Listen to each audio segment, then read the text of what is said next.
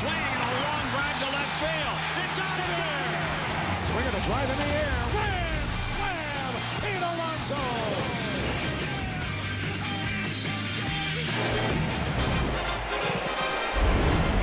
MLB on Fox pregame is presented by Geico. Feels like summer in New York City today. Last summer, the Mets got hot to become the runners-up in the National League. Cardinals trying to get back to the postseason for the first time, shockingly so almost, since 2022. Game number 3 of a 4-game series. We are so glad to have you with us. Jason Benetti, Adam Wainwright along with you. And last night, the reason the Mets won Game 2 is because of that double from Luis Torrens to get them back into the game mid-game. Into the 9th we went. Cardinals needed a run. They got it from Brendan Donovan, a solo shot off the foul pole and right. But sadly for the Cardinals, that was not the final run of the ball game in the 9th inning. Francisco Lindor, his first career walk-off home run as a Met. And the Mets win 5-4 over the Cardinals. The good news is I have somebody next to me who has no history in this series in close games between the Cardinals and Mets. Adam Wainwright, Jason Benetti. The great look on your face. The Mets offense, the top of the card, has been phenomenal so far this year. The first 4 in the Mets lineup, superstars. Everybody knows their name. You're starting off with Francisco Lindor, who is on both sides of the ball, superstar. Big signing this offseason with Juan Soto, $700 million man. But I'll tell you, my favorite signing for this Mets team was Pete Alonso. He's been carrying this team offensively. He's also their leader inside that clubhouse. I love them getting Pete Alonso back. To me, he's Mr. Met. He should have stayed here, and he did. He absolutely has been fantastic power-wise again this year. Meantime, for the Cardinals, this offense may be better than advertised to start the year. The Cardinals believed in this young lineup, and they have shown up in big ways all year. This is a team that's been top 5 in almost every hitting statistic. And I'll tell you, one of the big reasons why, Brendan Donovan right in the middle of things, leading the way. He's on a 14-game hitting streak right now. Look what he's doing on this 14-game hitting streak. 463, OPS way over 1, 10 RBIs, 10 runs. He's their catalyst. He's the one driving the ship. You know, some days you look at the marquee and it says 2 pitchers' names. You're like, yeah, I want to watch this. That's one of those today, Senga versus Liberatore. It is, and they're 2 guys coming off their best starts of the year. 7-inning shutout for both of them. It's going to be a great matchup. Here we go, Mets and Cardinals once again, a walk-off yesterday for New York. What will happen in front of us today? Cards and Mets coming up, first pitch after this.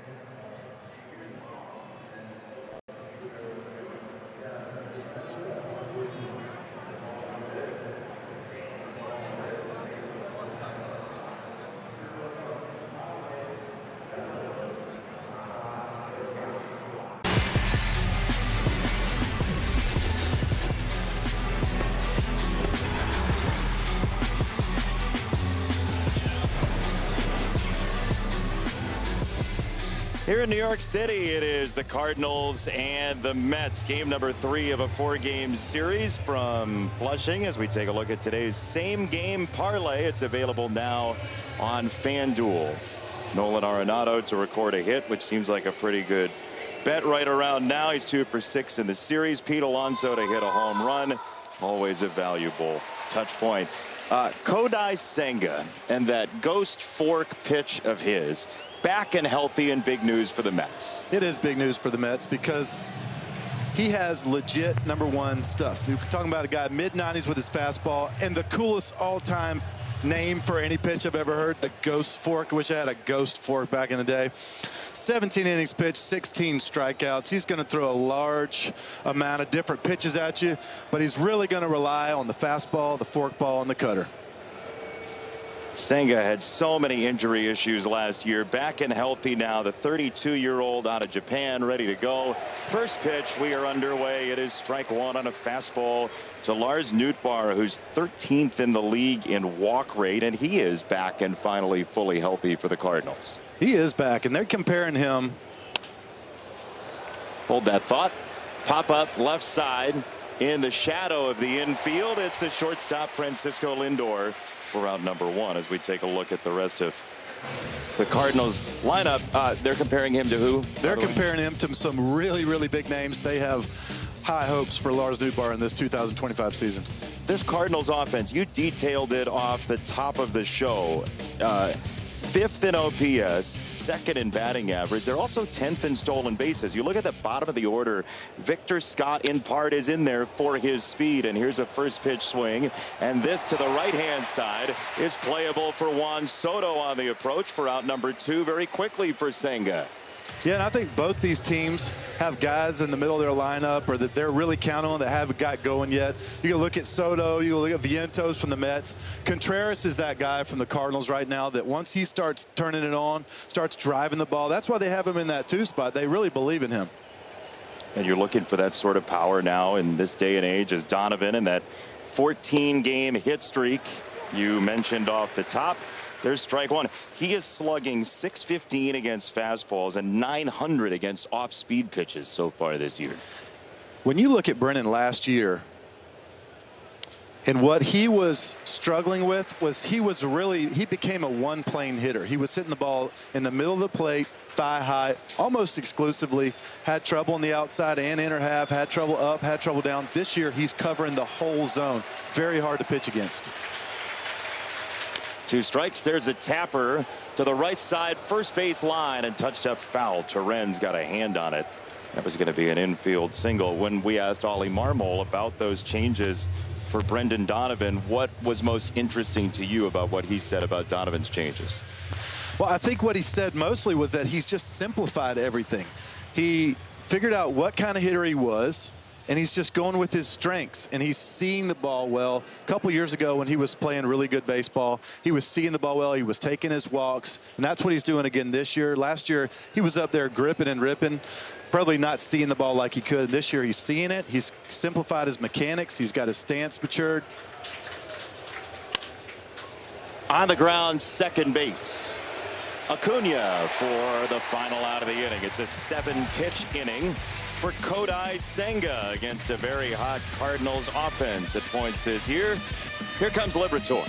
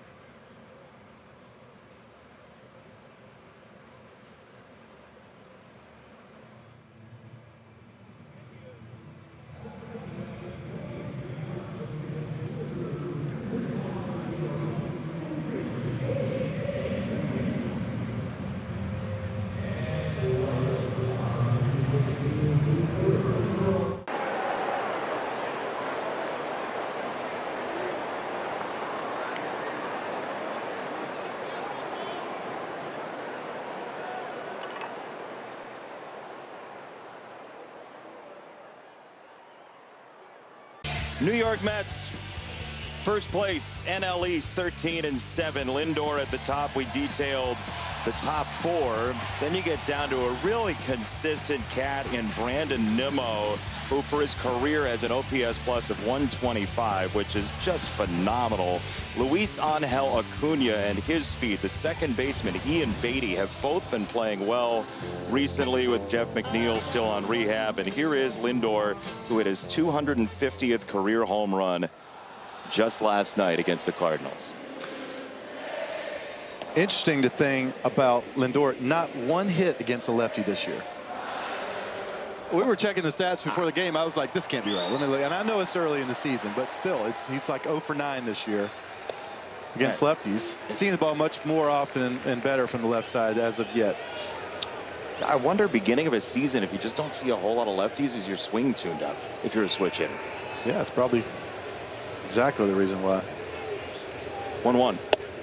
Swing and a miss. Liberatore has that two-seamer that he gets strike 2 with. And that's one of the pitches. He's going to work predominantly the third base side today, but he's going to work that first base side with sinkers and changeups very sporadically, not very often. He's going to be pulling in hard inside to the righties, away to the lefties. And he's not going to walk you. One of them this year. He has one walk in 18 innings. He has been attacking the hitters. There's a slider to the back foot for Lindor. What a nasty breaking ball this is into a right-hander. And you see watch the good angle, and it looks just like his fastball that he worked away. Starts on the same plane and just dives down and in. Almost all his strikeouts are going to come down and in to those right-handers. He works the ball up some, but he will throw that nasty slider down and in a lot. You mentioned Senga throwing a bunch of pitches, 6 of them for Liberatore as well. Yes, and what I've really seen a big difference in Libby is that slider depth.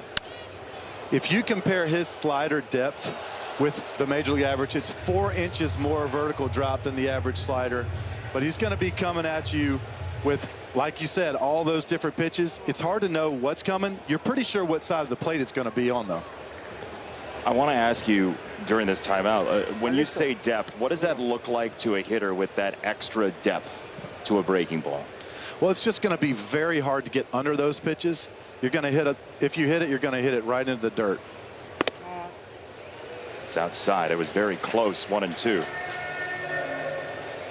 I think people, when they're at home, they hear 4 inches, 3 inches. It sounds like a small amount, but to a hitter, it's a lot. Oh, it's dramatic. It's a dramatic difference. It's a game of inches here. 1-2. Rolled to second base. Nolan Gorman for out number 2. Very efficient start for both pitchers. I think maybe Carlos Mendoza, the Mets skipper, had the understatement of the year in our meeting unintentionally when he said Pete Alonso likes home runs. He does. He does. I think he adores home runs. I think he lives for home runs.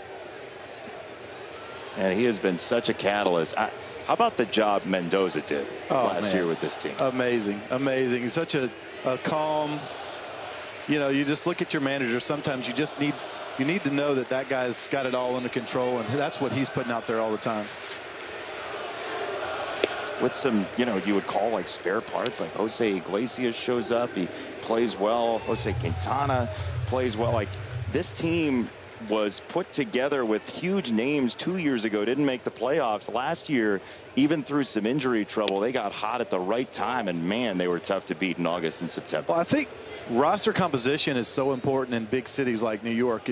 There's certain guys that don't like playing in this atmosphere, and there are certain guys that thrive in it, and they've done a really good job as of late finding those guys that can thrive in this atmosphere.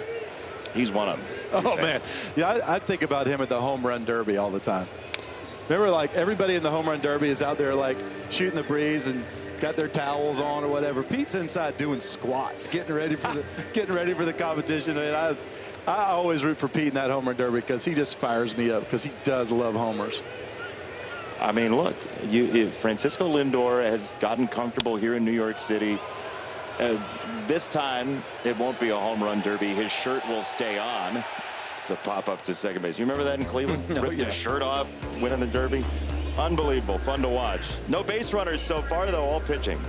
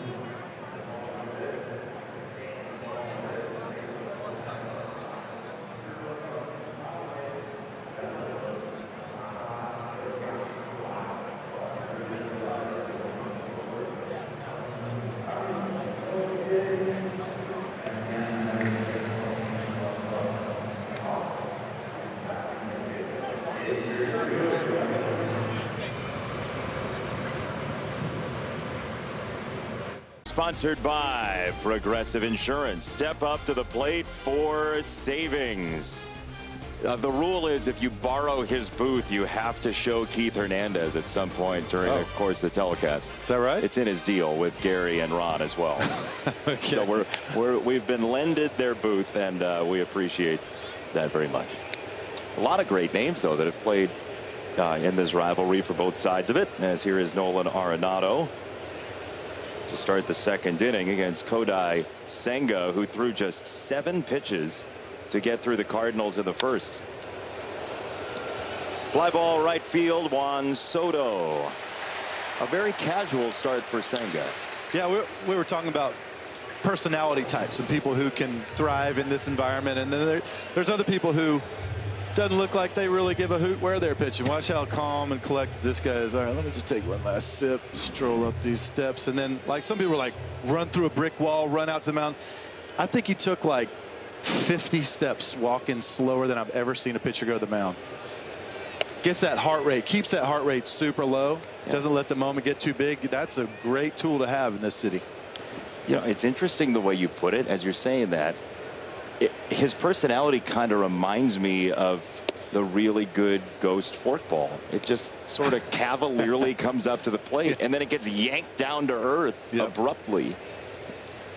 The ghost fork. 2-0. It's up and out. 3 balls, no strikes. Check out this ghost fork. I want y'all to look at real quick at his release point compared to his fastball. It just looks exactly the same. When you're a hitter, and you have, what do you have, 0.4 seconds to make a decision, even less than that. It's not much. To make a decision on whether you want to swing it or not. The difference in the fastball velocity and the ghost fork velocity is 12 to 13 miles an hour. We're going to show you after Burleson's done here. You're not going to believe the difference and how closely they're tied. Watch this. Here's the four-seam fastball, and you can see how it explodes through the zone. And there's the fork. You see the difference in the action, but right there, when the hitter has to decide if he's going to swing or not, the ball is in the exact same spot. And that's good tunneling as a pitcher, but also the difference in speeds to have them be in the exact same spot with 12 to 13 miles an hour difference, that's why the ball just absolutely disappears when you go ready to swing and it's in the dirt. You don't know what just happened. Nobody's hitting this. They're slugging 111 on it. That's ball 4. He spiked that ghost fork, and it's the first base runner today. So let me ask you, for the young pitchers out there, people who are just really interested in this sort of thing, how do you make sure that the ball sits in the same location like that? What work goes into that? Well, there's a lot of different things that go involved. That probably a lot of that is just repetition and natural God-gifted ability, you know. And I guarantee he's getting in front of a mirror though and making sure everything's lined up. So JC into right field. That's down and fair into the right field corner. Burleson to third. So JC to second. And boy, has he swung it well since coming up to the Cardinals. And I asked Ollie earlier, so what are you going to do with JC when Mason Went comes back off of the DL, because he's hitting what is he hitting? 423. 423. You know, and it's not 5 at bats either. He's hitting 423. He's got almost 30 at bats now, 27 at bats. He's put some really good at bats together and also played really well in the field. Great play by Soto there too, by the way. Yeah, that could have easily kicked around for a while and been real trouble. Instead, it's a double. The second of the year for JC. And ball 1 to Nolan Gorman.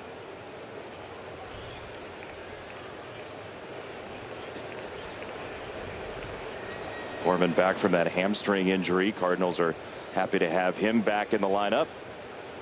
Mason Wynn on the comeback trail from injury, and that check swing is a no-go. It's 2-0. So now Senga a couple times has started behind a hitter after a very easy first. Well, you see now, you can see the Cardinals' approach on this ghost fork is to not swing at it. If they can recognize it at all, they're going to just bank on it being below the zone and not swing.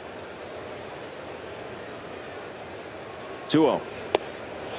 Check to swing. He did go. See, that's the one though.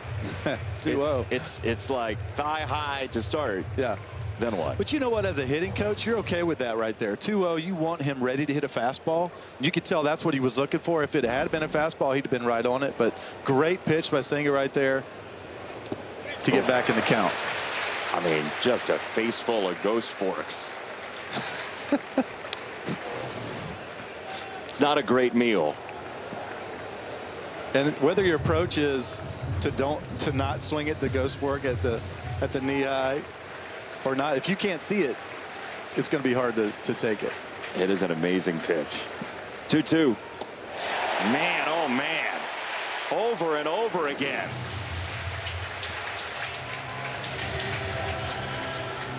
Well, I'll tell you, Nolan Gorman is a very good strike, split, changeup hitter, so you can exploit that and throw it a little bit lower. God, look how, I mean, that really is a true fork. That ball hit before the plate and he swung at it. It did.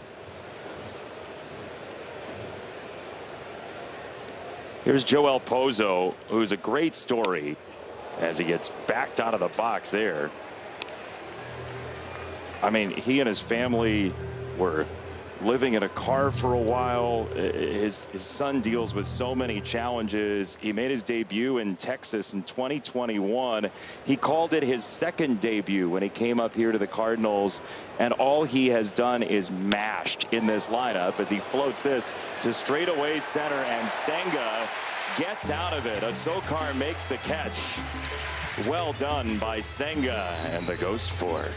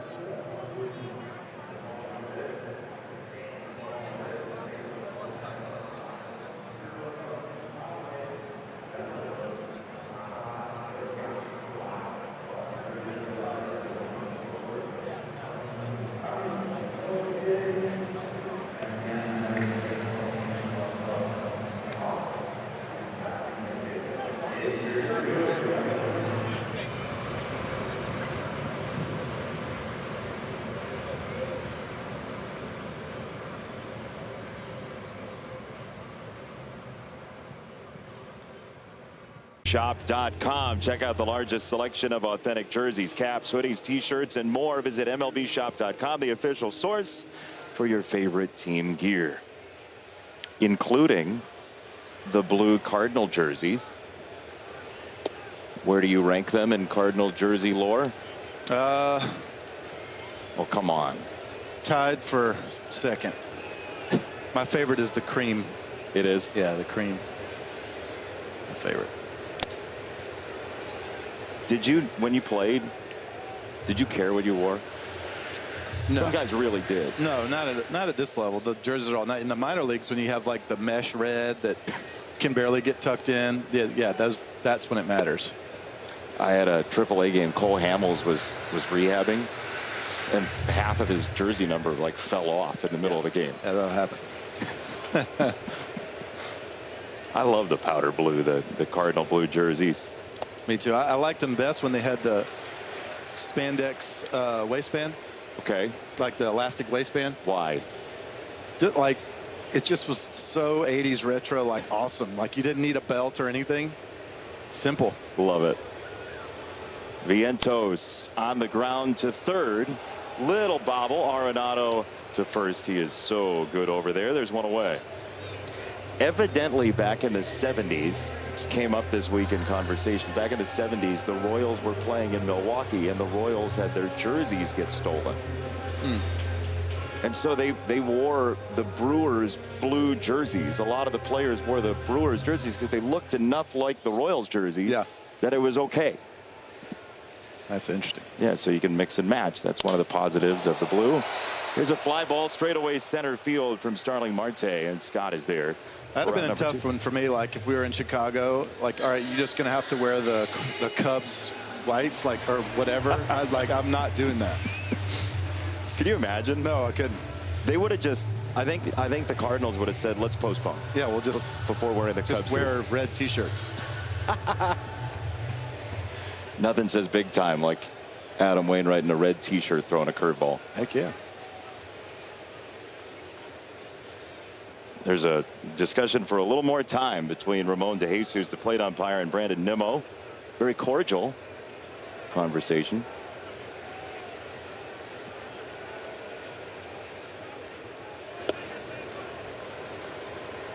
Ball one. That was like the nicest conversation you'll hear between a player and umpire. That's Brandon Nimmo for you right there. He's one of the best. He's Wyoming nice. Check swing. Yes, he did, says DeJesus on that slider. There's that slider. It looks just like a fastball, but the plane of it is so tough to match with your barrel. You can't get under this pitch when he executes it. Look at that. Look how far off the plate that is, too, but you thought it looked like a fastball. When you say match with your barrel, what do you mean by that? What do we watch for? I've heard it said a lot more often recently, and I really kind of love this. Daniel Murphy started talking like this, and I heard him say that hitters really want to be accurate with their barrel. And just like a pitcher wants to hit his spots, a hitter has to do the same thing. He has to find the barrel to the ball. He has to know where his barrel is in space and use his hands and find that. And it's just really hard to match really tough planes like Liberatore's throwing. Oh boy.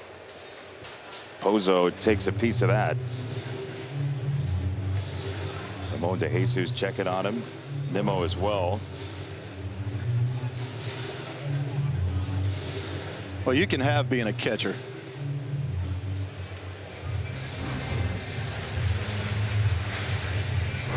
Catchers got to feel like crap every night when they go to bed. they just do, man. You never asked Yachty, like, how do you feel? I did. I said, what's the worst? He said, getting hit in the toes is the worst. That shot to left. It's a base hit. Brandon Nimmo, left on left, has the first hit for the Mets today.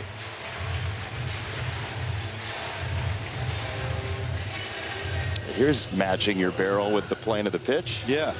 And that's a really good sign for the Mets right there. They want to get Brandon Nimmo finding those holes out there. He's such a good hitter and such a key, important part of this lineup. Took a fastball, middle in, didn't try to do too much. Line drive to opposite side. As good a hitting as it gets right there. He is on for Torrens, the catcher.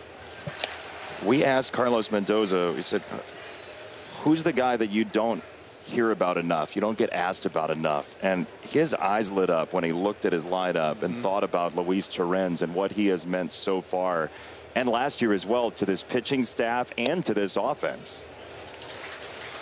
Yeah, and I thought, watching yesterday's game, I thought that he might have had, I know we saw Lindor hit the walk-off, but he might have had the best at-bats all game. He had the big double earlier in the game. He had the key, even though he struck out, he had the key like 10 or 12 pitch at bat against Michaelis to kind of get him tired down. He's a really tough out. He is not giving you an easy strikeout either. He's going to fight. And, man, sometimes if you got your number 7 in the order can go out there and throw really tough at-bats on the pitcher, that makes your lineup so much deeper. You feel that as a pitcher when you get down there in that portion? Absolutely. You know, last night Michaelis thought he was cruising, and all of a sudden he throws a whole inning's worth of pitches to one batter in the 7 hole. 2-1 from Liberatore is fouled back.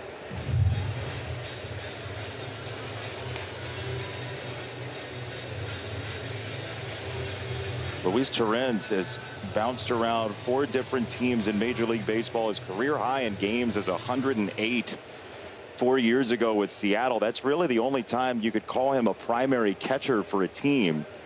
But with the injury to Alvarez here, he's gotten a lot of run as he did go at strike 3. And that big slider. That pitch, yikes. It's a difference maker for him.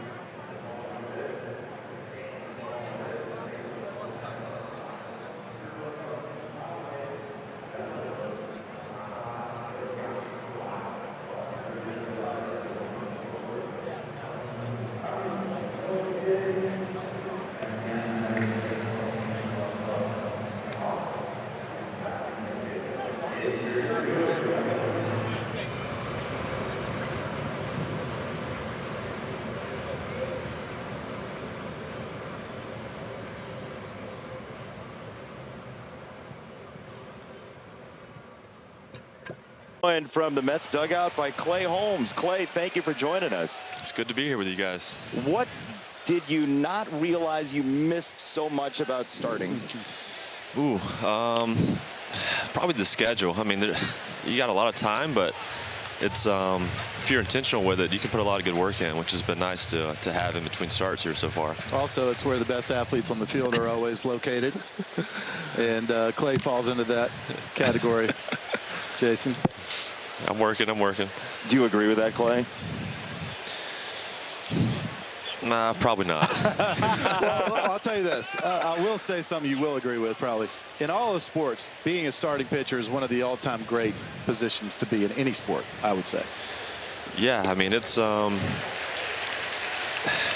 one of those things where the schedule is hard to beat. I mean, I enjoyed the bullpen, don't get me wrong. I miss the thrill of, impacting the game every day. But, man, having your schedule once every 5 days, 6 days, know who you're pitching against, it's been nice. How do you see your stuff differently as a starter? Yeah, I mean, that's one thing that's been, there's been a lot of learning, and especially on the go here with that. But, obviously my sinkers, it's been the pitch it's got me here so far. It's, it's really kind of the backbone of what I do. But finding things to complement it has been, it's been nice, just that experimental process. And really it's been the, thing that kind of what made me want to do this transition. But, having the changeup that I've been going to now, and throwing the four-seamer a little more, just something to back up the sinker just a little bit. And when you have a sinker like you do, a four-seamer, it almost plays like a slider or a cutter, because you're expecting something that sinks and drops so much. I see some seeds getting thrown at you, Clay. Who are the seed throwers in there? Yeah, throwers. That's the word right here. Mm-hmm. I don't know. It seems like the whole starting staff. We got a Jesse Winker in here. There's a lot of stuff being thrown. That was always Lance Lynn and Jack Flaherty for me. Oh, that surprises me. 0. I would have put Winker in that group too, for sure. Yeah, Wink's always having fun. What do you got on this ghost fork we're watching today? Man, it's nasty. Just the swings I've seen people take on it, his first few starts here has just been incredible. I mean, it just seems like he can throw it over and over a few times and people still swing at it. But it's a great pitch. But, I mean, obviously Senga's known for his ghost fork, but I think just his ability to, throw, multiple pitches, and kind of the, how he likes to use his stuff has been pretty cool to see. He does a lot of preparation. That was a fastball to set up the ghost fork right there. You were the valedictorian of your high school, is that right? That's right. How was that? Did you get like a jacket? Did you get a medal? What'd you get? No, I had to do a public speech. It's almost like the opposite of a gift. But So we got to ask you, were you homeschooled? One of one. No, small school in Alabama. I probably had 100, 120 in my class, so a few guys. That's pretty good. We have so many follow-ups, but we have to let you go. Clay, thank you so much. All right, see you guys. Appreciate it. It's good to see you, Clay.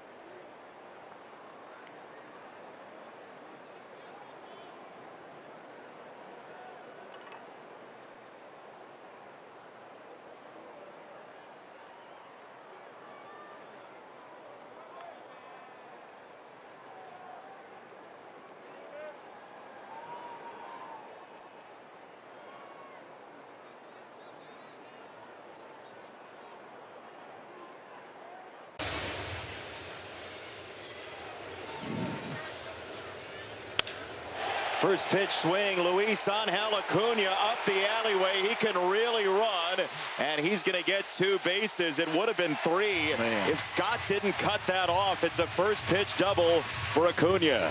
Great swing, but watch this play from the center fielder. Victor Scott just made such a great play cutting that ball off. With Acuna's speed, he's going 3 for sure. If not for the speed of Victor Scott, who cuts it off, gets a good throw in, but that's what you want to see out of the bottom of your order. Acuna swinging like that and running like that, get the table set. That's a low bounce, too, on the run to pick like that, Wayno. It's such a hard play, run into the gap to make that play and bend all the way down. That's world-class play right there. That was one of the draws of getting Victor Scott on this team out of spring training. Yeah, he hit great in spring, but his defense and the speed that he brings with it is special.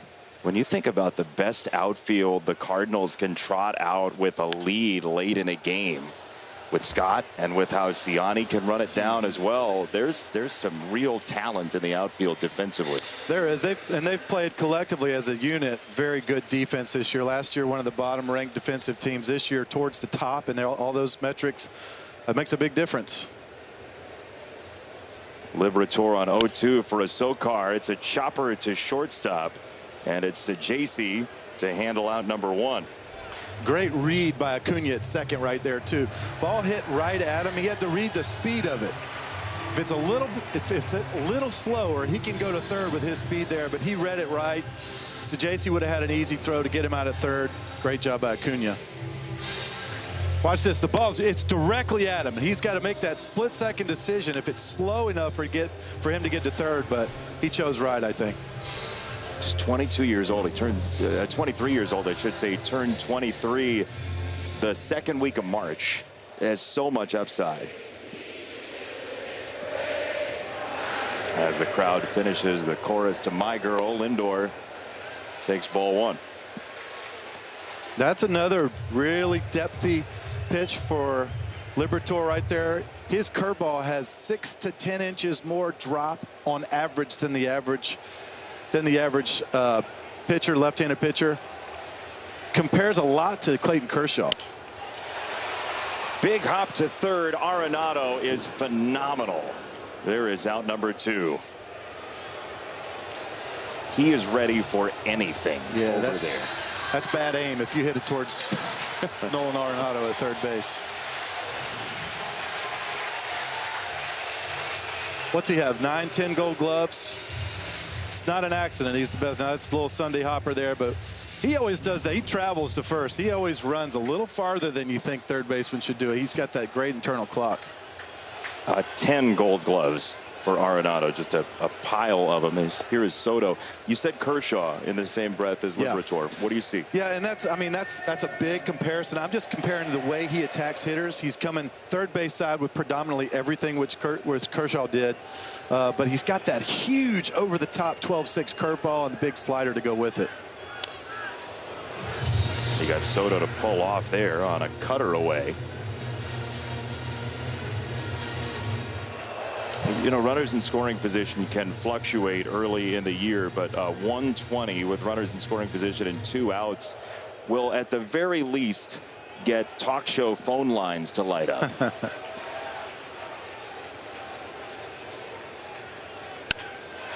the middle into center field, a base hit for Soto. Just like last night when he broke the 0 for 12, it is 1-0 Mets.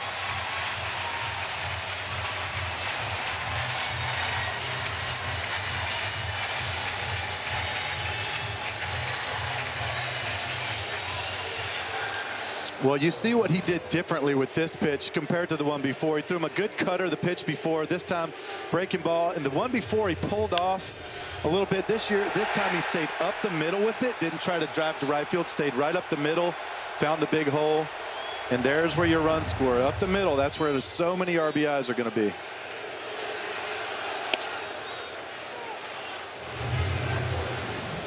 Back to the sequence from Liberatore. Yeah, the cutter away.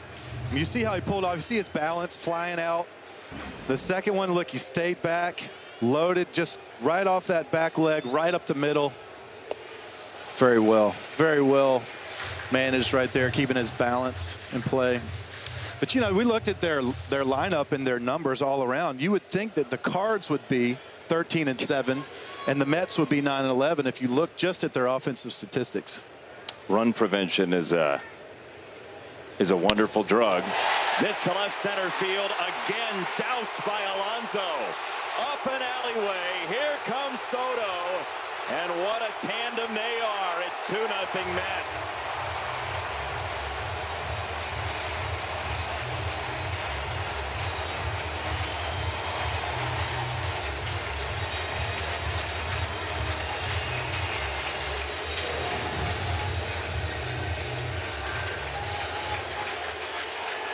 And just gets the sinker up, and Pete outside half, really, but especially up like that outside half. Pete has really been driving the ball out there. He's so good out over the plate, and you see he didn't try to pull it, didn't hit it down the right field line, but he didn't try to pull it. He just stayed up the middle, just like Soto the time before. And if these Mets go, it's going to be because Soto and Alonso and Lindor are driving there, and that's what's happening right now. It's amazing that a contract in February could change your early season so much, but Pete Alonso can go get a ball and pull it with the best of them. Here we go. He can. Look, that ball's probably on the outside corner, almost, maybe outer third, but it's up enough where he can get extension. Are his hands split? Were his hands split on the bat? It's funky. Anyways, great swing, and this has been the problem for Liberatore this year. He's pitched so well, except in 2 innings. One in both of his first 2 starts, he's had big innings. So if he can stay out of the big inning, he's going to be fine. This is where he's been having troubles. You saw the most barrels, by the way. If you don't know, you're uninitiated. Barrel is the perfect combination of exit velocity and launch angle. It typically means you're going to put up big slug numbers, and that's why that leaderboard matters. Viento's typically good at that as well. This is a home run and a silo to the right-hand side, and Nolan Gorman makes the catch. But the Mets put up 2 with 2 out to take the first lead this afternoon.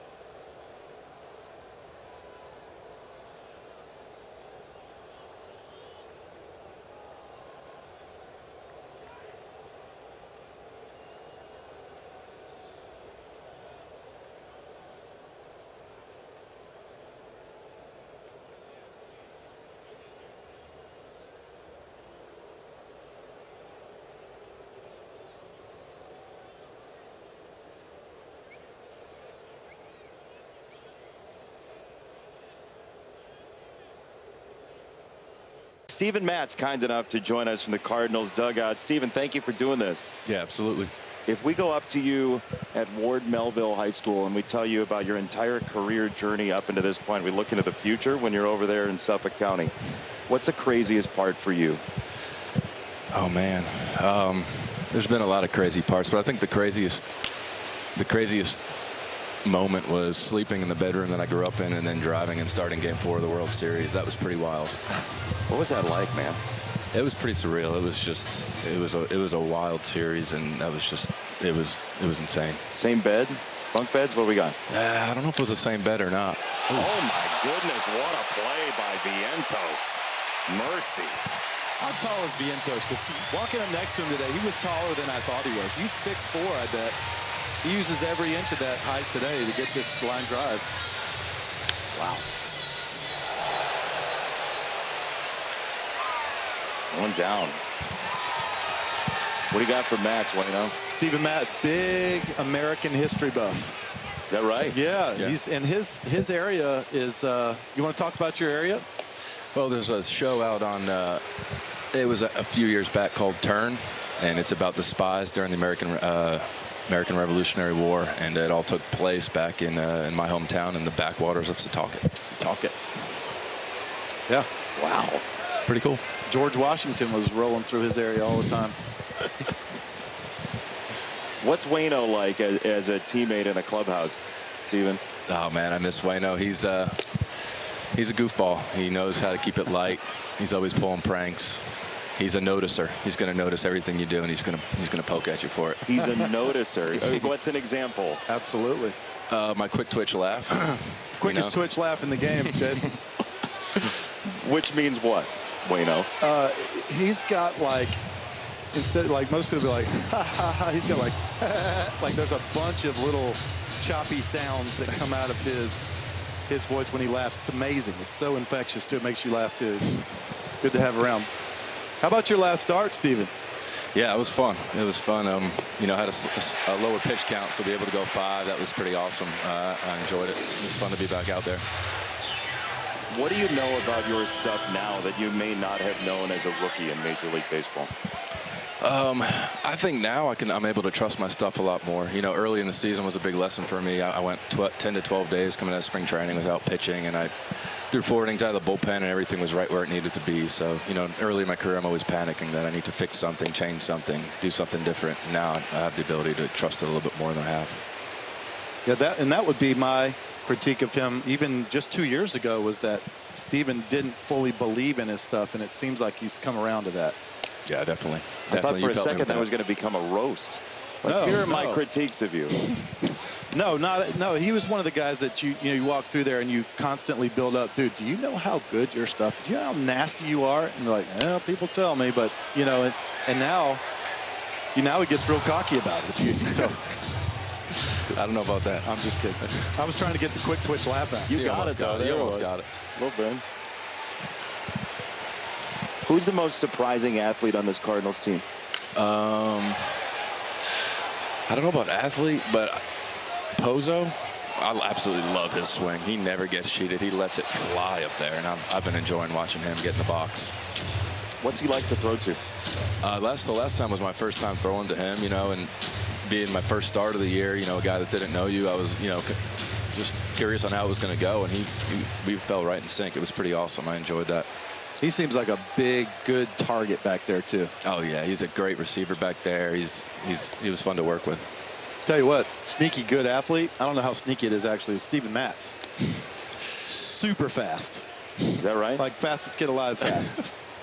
Real? Where do you see that? When you try to run sprints next to him, it's like all you're eating is dust. The guy flies. We did look up the other day, the guys, apparently there's a thing called a bolt when you run 30 feet per second, and Siani looked it up for me, and I do have a bolt in my career, so I'm proud of that. See what I mean? Do we know when? I think it was 2019, maybe. You're from this area. Did you play lacrosse ever? No, all my buddies did, though. All my buddies played lacrosse, or a lot of my buddies played lacrosse. Not all of them, obviously. I feel like with that speed, you would have been pretty good. I just always loved baseball, you know. And I wasn't always fast. I used to be very slow, actually. I don't believe that. When did you get fast? I don't know. I guess just running all the sprints as a pitcher. Love it. You got one more for him before this ball comes down, Wayno? Man, he's a great teammate, great person. Glad you had that great outing last time. Can't wait to watch you build on it, buddy. Thanks, guys. Steven, thank you.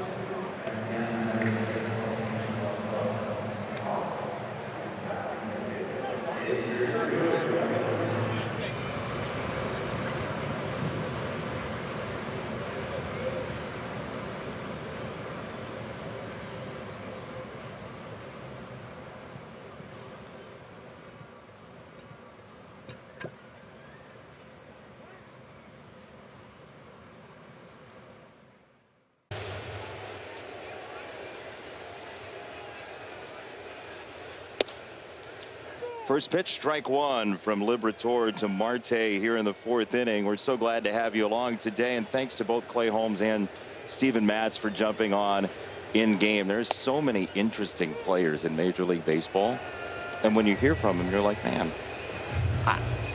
I could talk baseball with that guy for a while. And I feel like Steven Matz is a pretty interesting dude. Well, I feel.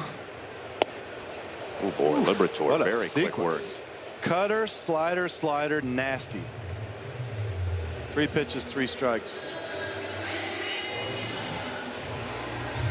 The depth of this pitch doesn't always have to be down and in, but watch the depth of it. Just falls off the table, down, looks like it's going to be right down the middle, ends up almost in the dirt.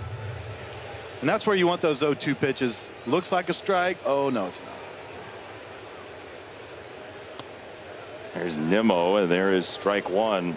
Matthew Liberatore, before every start, evidently plays ping pong in the clubhouse.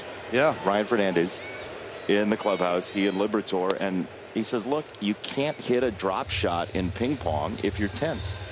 You can't hit a good forehand if you're tense. So it's almost like a tester for him to see where his emotions are. And you get your your hand-eye coordination going, fast twitch going. I like it, especially for guys who don't have to be complete, like, super intense stone-faced guys.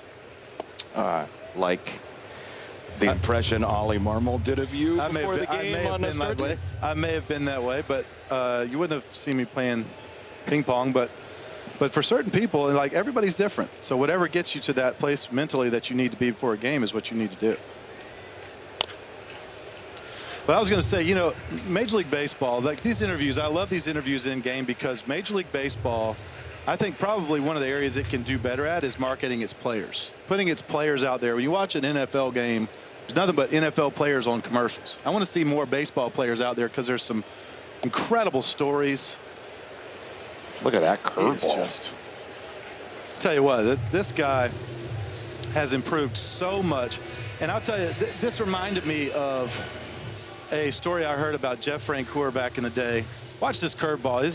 This is what I was talking about Kershaw. Look at the depth of this thing. Look how big the shape on that pitch is. It reminds me a lot of Kershaw. But Jeff Francoeur, his rookie season was really tense, his first year making the club, and was struggling first month. Bobby Cox called him in the office and said, Jeff, you're going to be my right fielder every day. Go out there and play and have fun. I am not sending you down. No matter what, I don't care if you go 0 for the season, you're going to play every day. And that's kind of what they did for Libby in spring training. They said, Liberatore, you are in the starting rotation. We believe in you, because until this point, he'd started a couple games, go to the bullpen, go to AAA. And they said, no, we believe in you. You're our guy for a few months at least. You're our guy. You're in this rotation. Go pitch and have fun. Makes a big difference mentally. Do you sense that with him? Absolutely. And you can tell the confidence in his mindset when he's on the mound. You can see he's shaking off pitches. He's got a plan. He's got a purpose with every pitch. He's focused. His stuff has gotten so much better, and he's locating everything, like we said earlier, very, very well. 3 hits only in the 3rd inning are what put the 2 runs up. Only one other hit. That was a Nimmo single in the 2nd. Senga on the other side, by the way, 1 hit through 4 so far. So a very nice pitching matchup to this point today, and a 2-2 is outside. Here's another one of those great at-bats that Torrens is throwing out there right now. He does this. He does not give in. He just battles.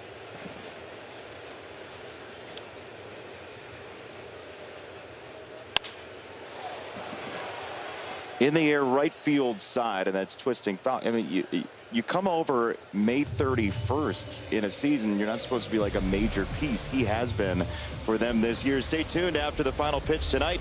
A great UFL matchup from Houston, Birmingham against the Roughnecks. Then tomorrow, San Antonio against DC, the conference leaders. Live football all weekend right here on Fox. And Liberatore takes down Torrens, 95 for strike 3. Well placed.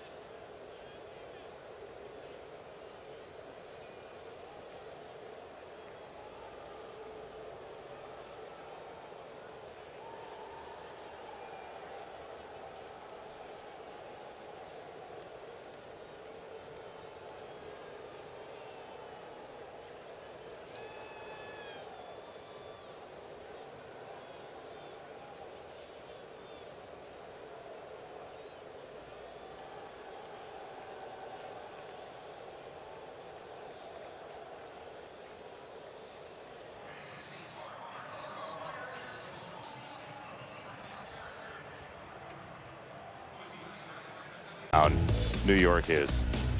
Pizza, just, I mean, food from a cart, beautiful, lovely hot dog, pretzel, grab a pack of gum if you need it. The Daily News, I've turned into a Billy Joel song very quickly.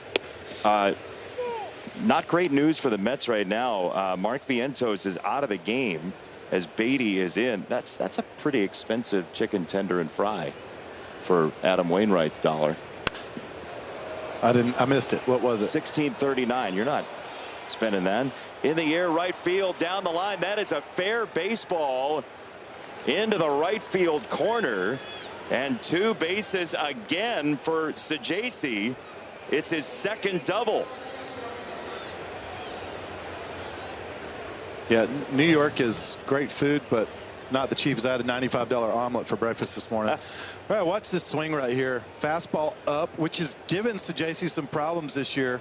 Drives it down the right field line. What's that wind doing out there? It's moving out to right. You can see it kind of fooled Soto a little bit, but with how far that ball traveled, maybe even fooled Sajaci too. But man, guy continues to hit. Twice he's gone into that corner for a double. See if the Cardinals can pay it off. That pops around. Torrens didn't see it at first, and Sajaci takes third. And this is for all you kids watching, base running right here. You have to anticipate the ball in the dirt. He gets a great secondary lead. Good jump right here. That ball didn't get far away from the catcher, but he was able to take third because he was ready and anticipating that ball in the dirt.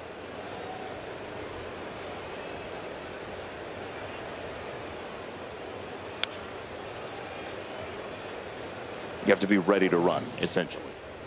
Well, you just have to be ready for anything, but ball's in the dirt. Look, it stays right beside him, but because you saw what he did, he's ready. He's anticipating that ball in the dirt. He's ready for anything that gets away to take that extra base. If you can steal 90 feet in this game, that is a big, big deal, especially with no outs to get to third base right there.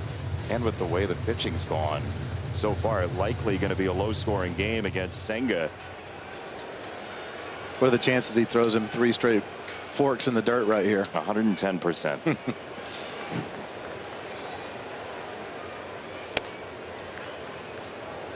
Well, that's a high fastball. Tendency breaker. You'll reset the trap. You know what this one is, right? There's no way this is a fastball, yeah? I wouldn't think so. 2-2. Swing and a miss. Strike 3. There it was. The ghost fork takes down Gorman. For a pitcher, that's such a huge out. To get that out without the run scoring at third, it's not easy to score in the big leagues. If you can keep that runner at third base, get that first out, so many times you see the run not score.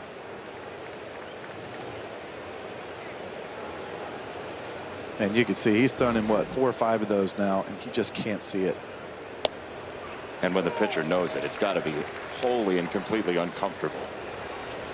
As Pozo takes a strike, they're putting up ghost forks, which you can see much better than the ball itself.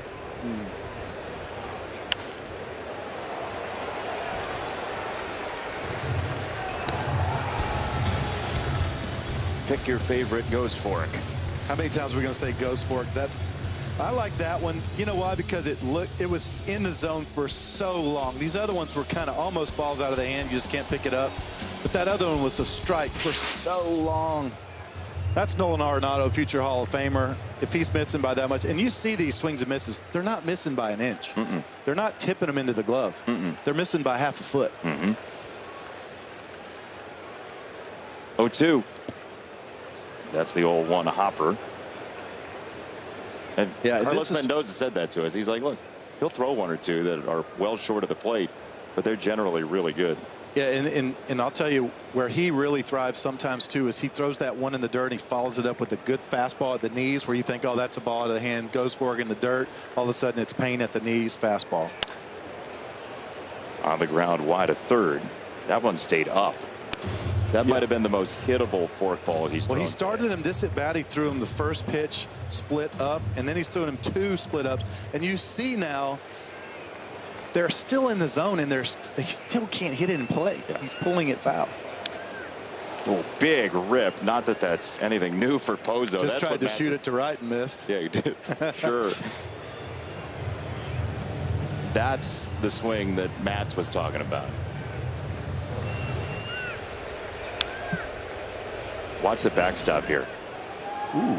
Rattle your cage. Hey, he can handle the bat, man. He can, and that's, you know, middle of the plate towards the inside half, even off the plate. Pozo's looking to spin on something. So that, I know he doesn't throw it a whole lot, that maybe that little cutter down and away, something down and away, something going away from him could be a good pitch here.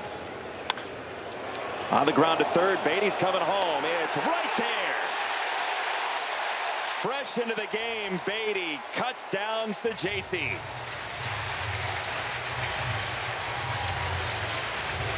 Ball will find you.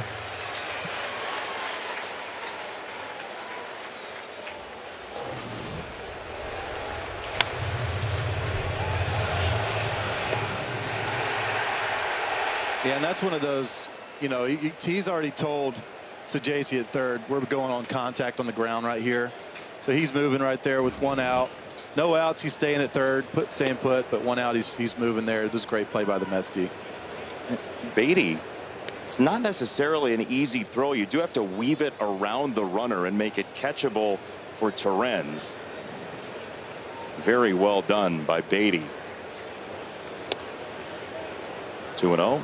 I don't even have to say location if Ramon DeJesus is going to say it that loud behind the plate. Let's see if he goes with that 2-0 split again. That's a good thing he can do. Such a difference in contrast right there. 2-0 earlier, drops the split down. Right there, 2-0. He's able to work the fastball up that it really has great carry on it up in the zone. Oh, he dropped an afuera. Afuera. Love that from Ramon DeJesus. It means outside in Spanish. He is the first full-time Puerto Rican-born Major League umpire, Ramon DeJesus, behind the plate. Yep. In the air, left field. Brandon Nimmo toward the line, makes the catch, and the Mets defense holds the line with Beatty.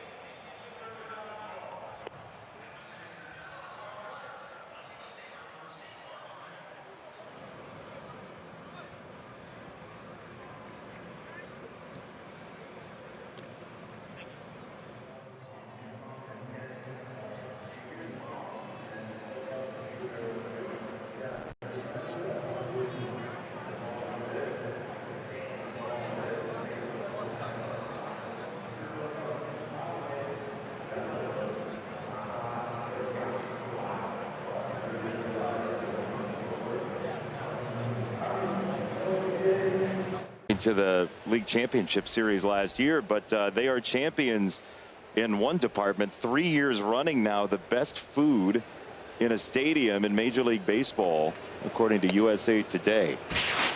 I believe that. There's a lot of good food in the city. Look at this. I mean, really? We got celebrity chefs. What do we got in there? We got some pizza. We got ice cream. I didn't see any gluten-free stuff in there, Jason. You don't think so? Oh, there is a gluten-free station. It's just not picture-worthy. Yeah, I'm sure there was. They have rotating Queens-based vendors, so local stuff.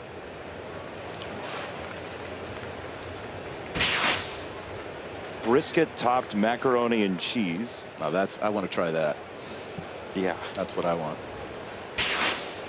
Arepas, a burger with a taco spice on it, all sorts of good stuff. Close play over at first, but they got the job done. So JC takes care of Acuna, and there's one away. That great hustle out of the box right there. You just never know. All it takes is a slight bobble with guys with speed like Acuna, and he's standing on first. Good old popcorn, right? What was your favorite ballpark food growing up? Think about it as this ball comes down. Newt Bar and right scoots in. I'm a sucker for a good hot dog. So when I was at going to Braves games growing up, it was always they had this Georgia dog station. You could get mango sauce or peach sauce on it, or just really good, like a toasted bun goes a long way with me on a good hot dog. Like really, get that crisp when you bite it. Fulton County or Turner Field? Both. Both. Yeah, I went to one game of each maybe growing up. Lindor takes strike one. He's 0 for 2. Liberator, I mean, other than one inning, which, as you said, has kind of been the mantra, we're just trying to make you hungry now. That's all we're doing, is trying to make you get up and put something in the microwave. You mentioned those couple innings. You subtract those, and he's unhittable. That's right. And look, he has 3 innings this year that are his bad innings. He's given up 8 runs. And the other innings, and he struck out nobody in those bad innings. In the other innings, he struck out 23 people, and he's given up 2 runs. In all the other innings he's pitched this year, he's only given up 2 runs. So a big key for him going forward is to limit those 3 spots to 1 run at the most, sometimes a 2, whatever. But if you can limit that to make your bad innings 1 run, that's when you become a star in this level. How do you do it? Well, I'll tell you, to be fair to these guys now, it's a little tougher now, because back then it was about slowing the game down, because the game can run away from you if you let it. And back then it was about stepping off, making them go at your pace. That's a little tapper right back to him. Liberator, easy does it. Nice play. Very good fielder of position too, by the way. That was really calm and slow and well done to retire the side on 10 pitches.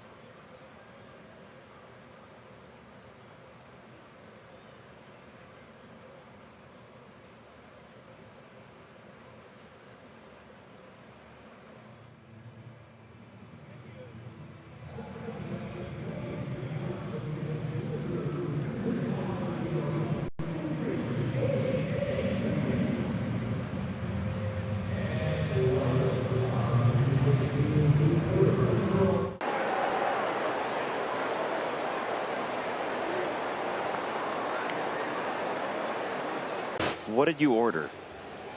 What did you order, Adam Wainwright? You what can't did you say order? that you're the best food place in all of baseball 3 years running and not get the order up here. We got cinnamon bun egg rolls. We got loaded fries. We got fried Oreos. We got Nashville hot chicken sandwich. We got, well, we had a chili cheese ripper hot dog, but let me show you where it ended up, right here on the shirt. Yeah, it did. Because I was trying to show you and I spilled it. We have a replay, I'm told. Oh, no. Oh, no. Here we go.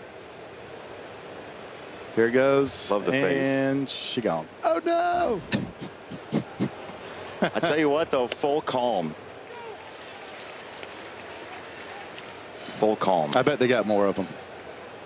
What about shirts, though? They got more shirts? I'm not worried about my shirt. I want to try that chili dog. And those fried Oreos are toast. Amazing. I love it. Cinnamon bun egg rolls. Yeah, that's pretty All good. right, we got to work. We got to go back to work here. We do. Strike called there on Nootbaar by Roberto Ortiz, the plate umpire. That's up and out, ball 4. Thank you, by the way, to the Mets for putting that spread together that ended up on Waino's shirt. That is the best in-game spread that I've been brought, for sure. No question. Yeah. I'm going to have one. I'm going to have one of these Oreos On a stick? Giant on Oreo camera. on a stick? Just take a bite.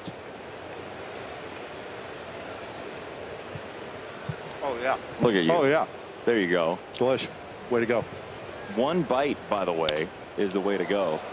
This to center field is down for a base hit, and the first really good chance recently for the Cardinals here. Nootbaar has a base hit, and Nootbaar a walk. Contreras a base hit. 2 on, nobody out here in the 6th.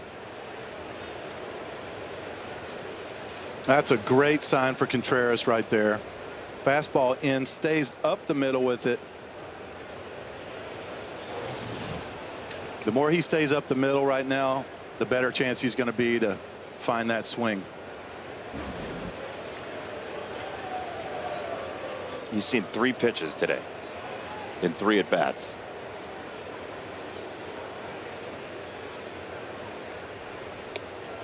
First one in for a strike on Donovan. Man, I am such a fan of Senga. Such a fan of his repertoire, of his calmness, the way he attacks hitters, throws strikes with all his pitches. True pitcher. And he knows what he's got, right? He knows what the weapons are. But he's seen so much baseball playing here and playing in his home country of Japan as well. Strong chin beard. Outstanding. Doesn't look like he's maybe able to do the beard just yet, but strong chin beard. Hey, he can do whatever he wants. With a ball, with a chin beard, 1 and 2. Cool hat. Look at the hat with the bridge in the background there. Super neat. Time called. Roberto Ortiz, the plate umpire. We mentioned earlier the first Puerto Rican born umpire in Major League Baseball in a full-time role. He's been a very good umpire. He started in the late 2000s. Ortiz did in the minors and worked his way all the way up.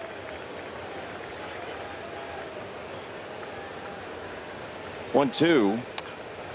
Tapped foul. Senga, another tremendous transplant from Japan, coming to the United States. See what he's done in NPB, and then the 5-year deal with the Mets, an ERA sub-3 his first season.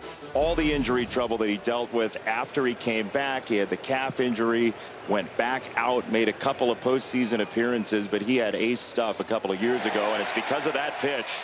Strike 3, 1 away. Oh, he got a piece of it. Pardon me. Got a piece of it. Pardon. Still 1 and 2. And the last 2 fork balls have been down under the zone. I don't know. Did he twit? It's not a reviewable play, but the last 2 have been down there, and Brennan swung at both of them and fouled them both off last year. Those would have both been strikeouts. He's covering that ball down. He's able to get to pitches this year he wasn't last year. Do you think he got a piece of that? The umpire said yes. Yeah, Jason.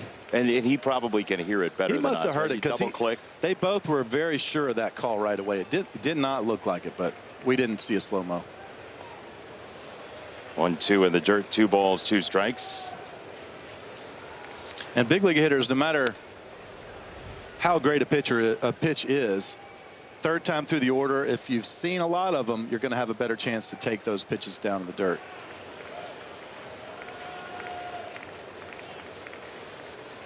Two. Little tapper first base side. That's foul as well.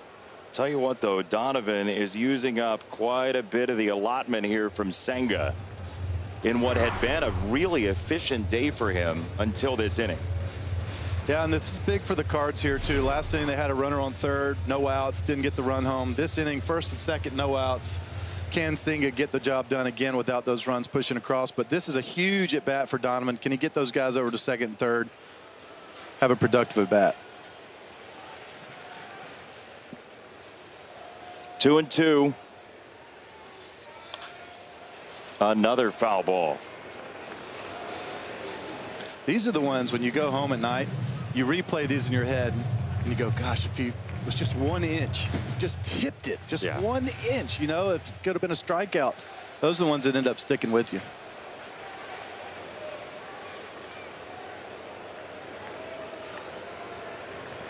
Two. Second base, hit hard. Acuna on the scoop. Turn to first. Double play. Acuna, Lindor, and Alonso. And a huge turn by the Mets defense. One of the first sliders we've seen from Senga today. When you're used to the ball going away from you over and over again, something coming back in, going to have a very steep swing at probably, and that's what happened. Donovan hits the ball. Great play by Acuna right there to stay through that ball and work a good throw over to second.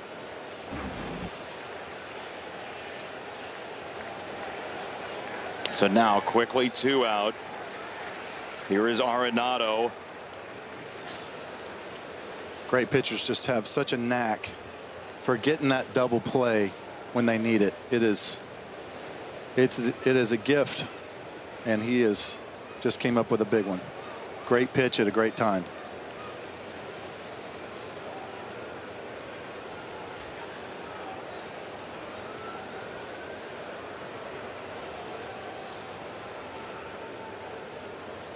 Oh, 1. Way upstairs, a fastball. Arenado's been pretty good at this situation this year. A lot of 2-out situations where he's come through, got the job done, and this is a future Hall of Famer here. The middle of this lineup needs him to go out and have success.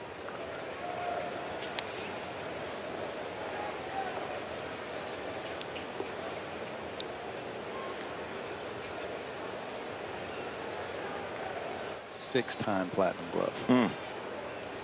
10-time Gold Glove, 8-time All-Star. Oh my goodness gracious.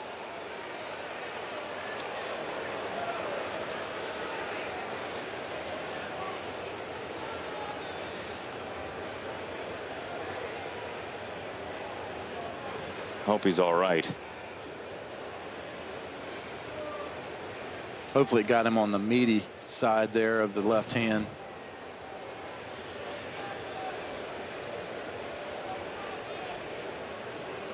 Oh, right in the bottom of the forearm there, right under the elbow. That's better than hand, though. Yes. Especially higher up there in that arm. Stay away from all the small bones of the wrists and the hands.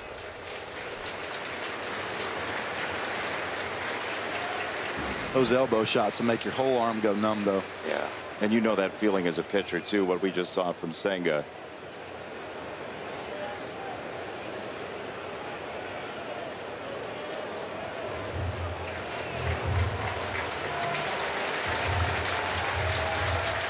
And so that will be it for Senga. He leaves with 2 on and 2 out. The Mets will dip into the bullpen, and a huge round of applause for the Mets pitcher.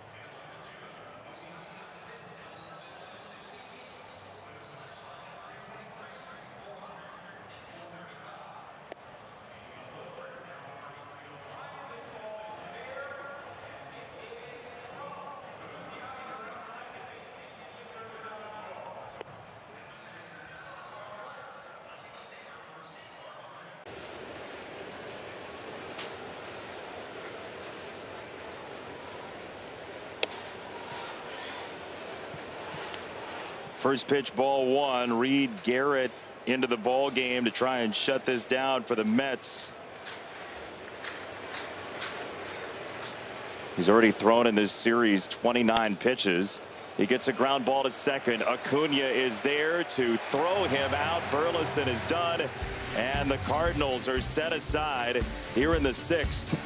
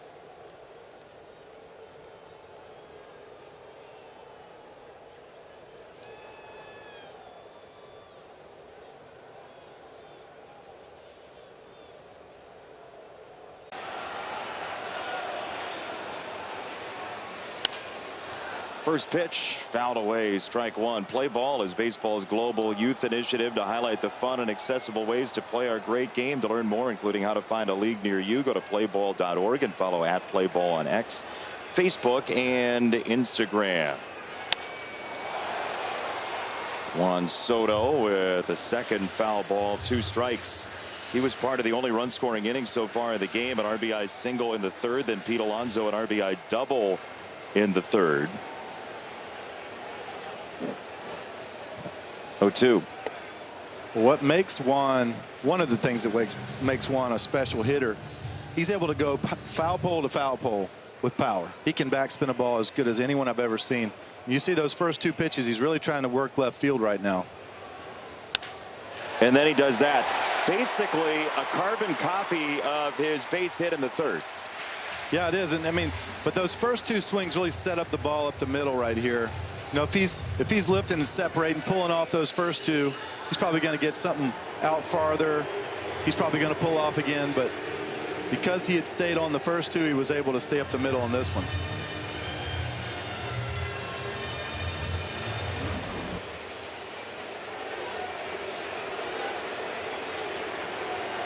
His 3rd multi-hit game of the year. He had 2 coming in, as there's ball 1 low from Liberatore. You talk about efficiency, by the way. Liberatore's only thrown 74 pitches to this point.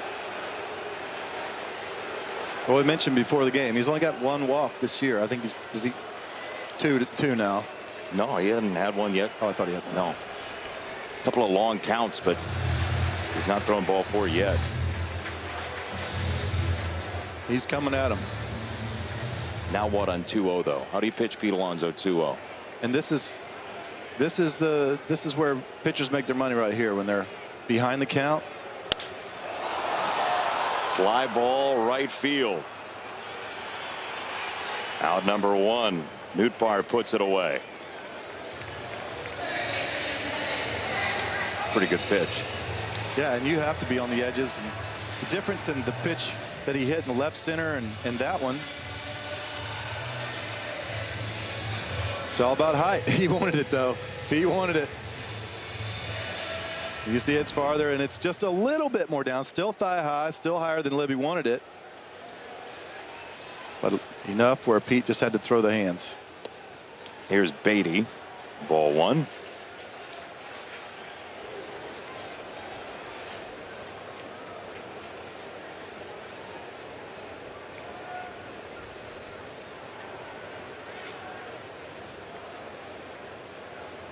Runner goes, great jump. I mean, a marvelous jump. There is really no chance. Stolen base for Juan Soto. Pozo gave it everything, actually, and made that closer than it should have been. Yeah, and sometimes pitchers have tells. And Juan saw something early on right there where he knew, probably knows before the game, certain head movement, certain foot movement, whatever it is, timing of it could all be timing. Sometimes you just grab the ball and you have 1/1000 go. And sometimes you tilt your head first and then you go home. And runners on first base, those first base coaches, they all know the pitcher's tells. And he had a great jump on him there.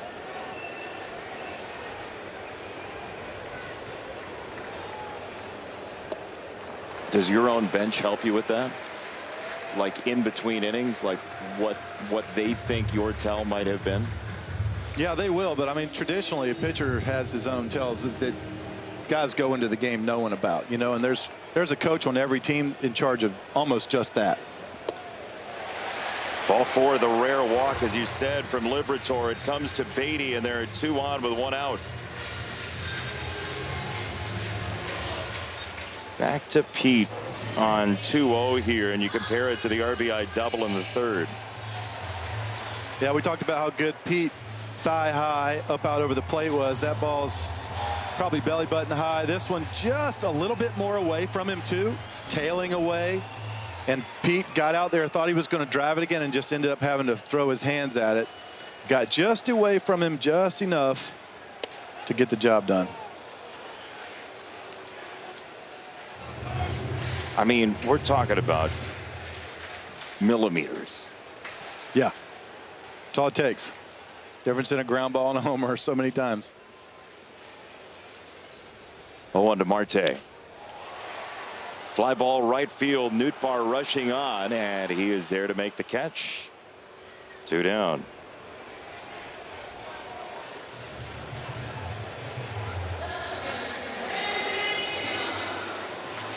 So 2 out. Nimmo the batter. This is one of those scenarios where you make a bad pitch here. You go home and you think, man, I gave up 4. You make a good pitch here, you feel a lot better based on 1 pitch, right? Well, in Libby's mind, he's already had his bad inning, right? Yeah, it's all about just executing pitches. Just making pitches. Don't worry about what the situation is or how many runs you've given up or what the count is. It doesn't matter. You're just making this next pitch. And Liberatore's done a much better job of that this year. Outside 2-0 on Nimmo. So lefty, where do you think Nimmo's looking here? Away? Well, he knows it's going to be away. I mean, Liberatore almost does nothing inside the left-handers. So he's leaning out over the plate right here for sure. Fly ball left field, pretty well struck, but it's going to be just short of the warning track. Donovan makes the catch. And the Mets are not happy. They let Liberatore off the hook. Pete just missed. A little disappointment.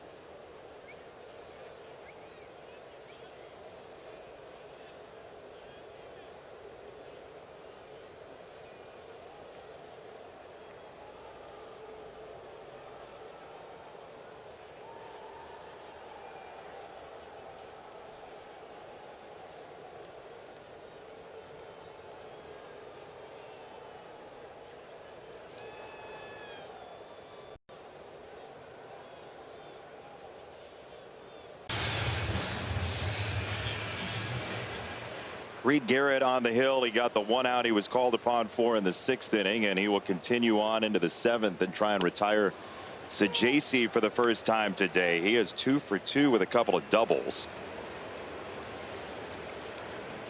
They're still not playing him any closer to the right field line, which is interesting.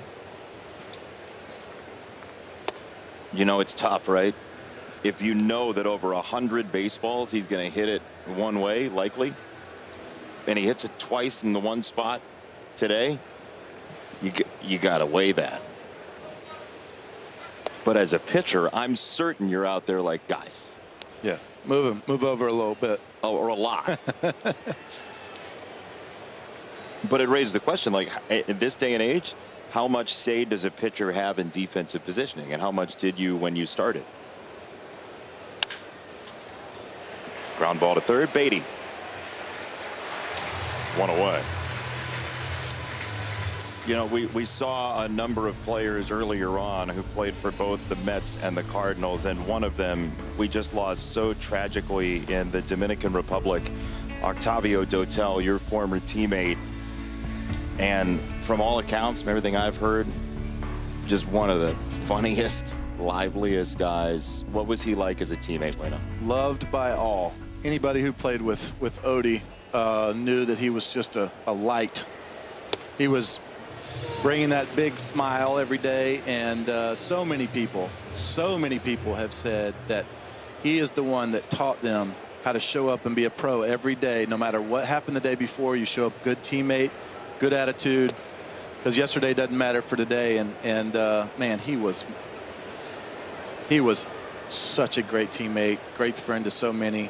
Great friend. I know Albert Pujols and him grew up in the same area growing up, and yeah, just a wonderful person. Garrett at the mound runs it over there. 2 down. When you picture Octavio Dotel, like, what pops in your mind as you think of moments? Well, I'll tell you what I think of is him being one of the key pieces traded to us in 2011, the St. Louis Cardinals in 2011.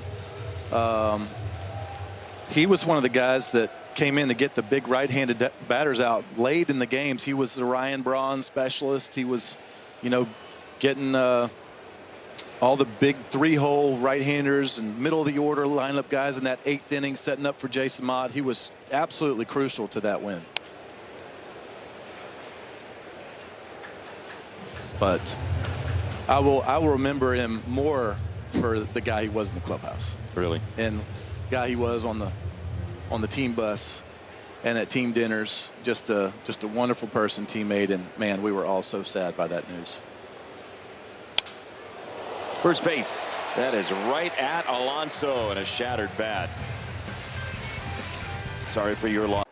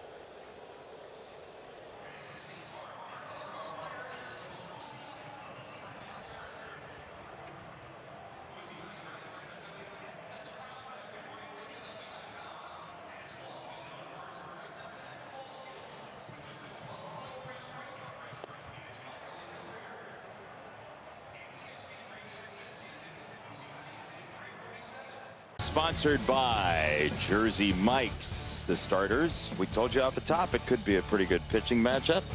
We got what we expected, Adam Wainwright. We did. 2 very good appearances. Great pitches when they needed to make them, both of them. Both have showed nasty off-speed stuff and good fastballs to go with it. It's been a real pitcher's duel.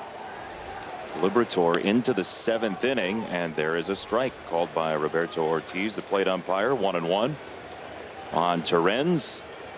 Last inning when Pete Alonso came up, that's an inning where in previous years, last year, they don't trust Liberatore in that spot.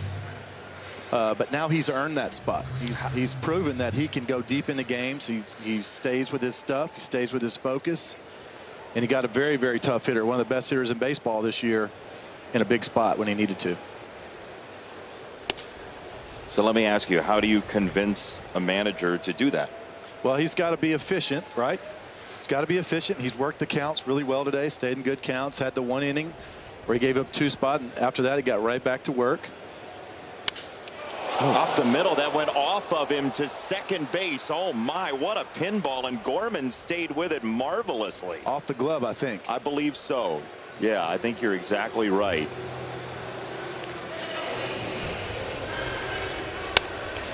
That'll wake you up. Whew. Oh. Man,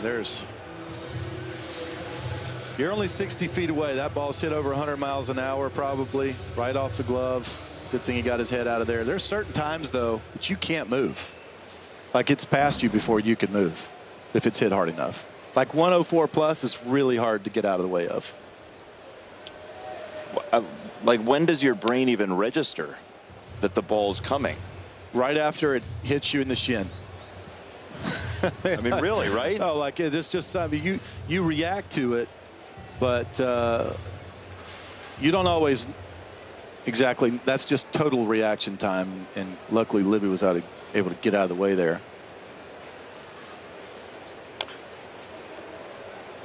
Oh, and 2. I mean, we have IndyCar now on Fox starting this year. You don't want an IndyCar driving at you, so you don't want that baseball at 105 off the bat driving at you. No, they don't. But they don't hit pitches well located 105 traditionally. You know. True. But you know, a lot of times sinker ballers are the ones that field their position the best. They have to field. Oof! Right there, got him. He might have been looking for that slider. Definitely there. was looking for the big slider down and in, or a big curveball. Some of the highlights: slider down and in. He's worked it really well off of his fastball, and that's what we talked about. Down and in is really where that strikeout's going to come most of the time to right-handers. A big curveball, and then that fastball exploding, still at 95 miles an hour plus. 7th inning. Very impressive. This is the guy they thought they were getting when they traded Randy Arozarena. They knew they were getting a big talent, and now Liberatore is showing exactly who they wanted. It was January of 2020. Randy Arozarena went to Tampa Bay. Liberatore, a couple years prior, was a 16th overall pick out of Mountain Ridge High School, Glendale, Arizona.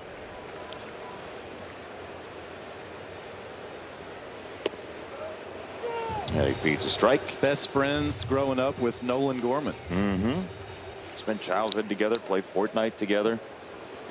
Who do you play Fortnite with? You know, I've never played a game of Fortnite. I have a feeling you never played a video game ever. It's just going to sound like I'm really old. I played Nintendo and Sega Genesis growing up. Let's go. Yeah, You're a big definitely. Sonic the Hedgehog guy. Definitely. I did play some Nintendo 64 Mario Kart. That's a great game. 2-2. Ground ball foul, third base side. So you are ready for our IndyCar coverage, aren't you? I am ready for it. I like IndyCar. I'm a big F1 fan, NASCAR fan, but yeah, I'm ready for it. Love it. Liberatore, this is going to be pitch number 99 for him today, and it's fouled away. It'll take 100. It's his longest outing of the year. He went 8 innings in August of 23 against Tampa, the Tampa Bay Rays. But look, efficient through and through. Yep. And that 10 spot in the 5th really helps. But, you know, you get those early teen, young, like 13, 12, 14, that's what lets you go deeper in the game. That might be it. It's a base hit to right. And the top of the order is coming, Francisco Lindor. Yeah, I think that's going to be it. Second base was played up the middle there. And Azekar just took that hole.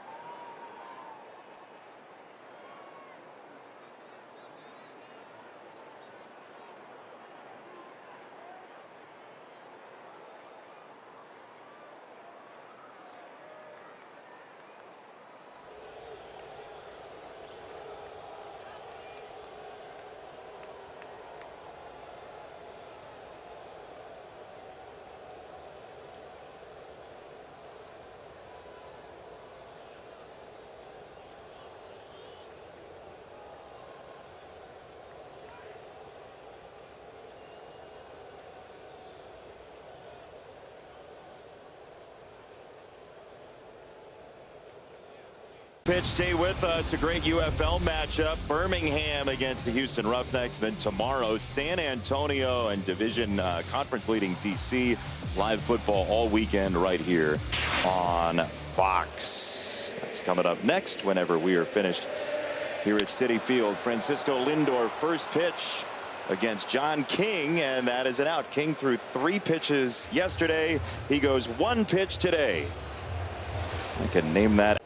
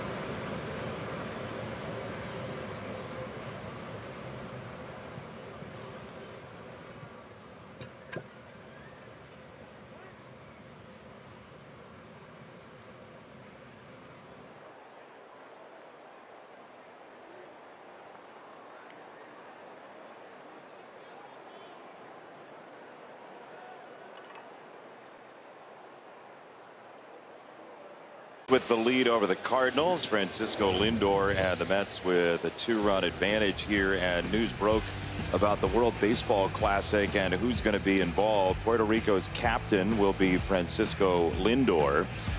Yachty, manager Yachty.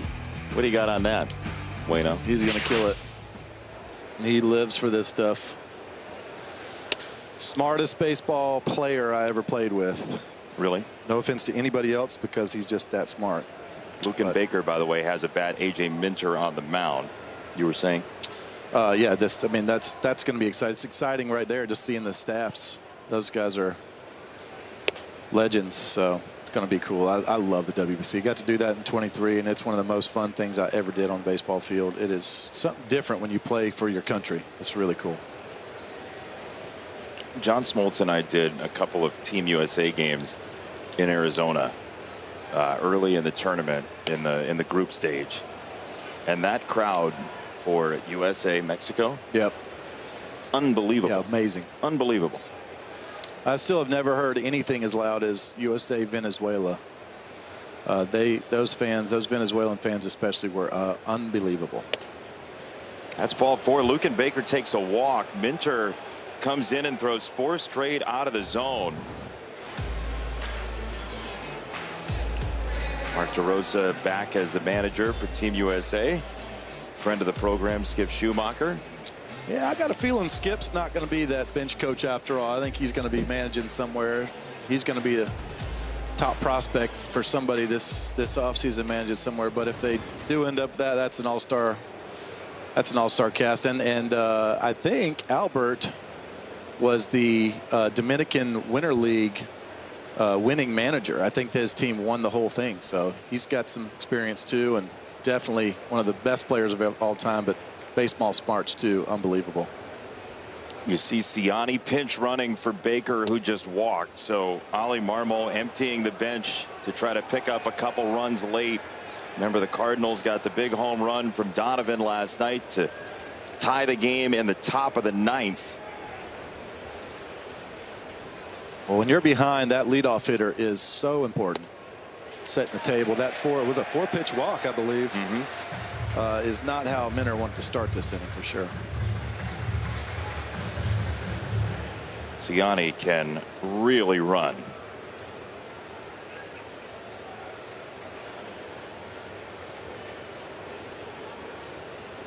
There he goes. 1-1 is grounded to second base. That likely would have been a stolen base. And there's one away.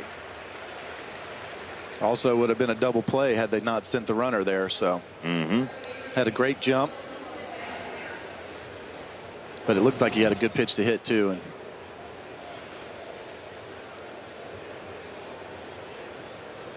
And the catcher looked like that was supposed to be a pitch out. A pitch out, didn't it? That's what I thought real time.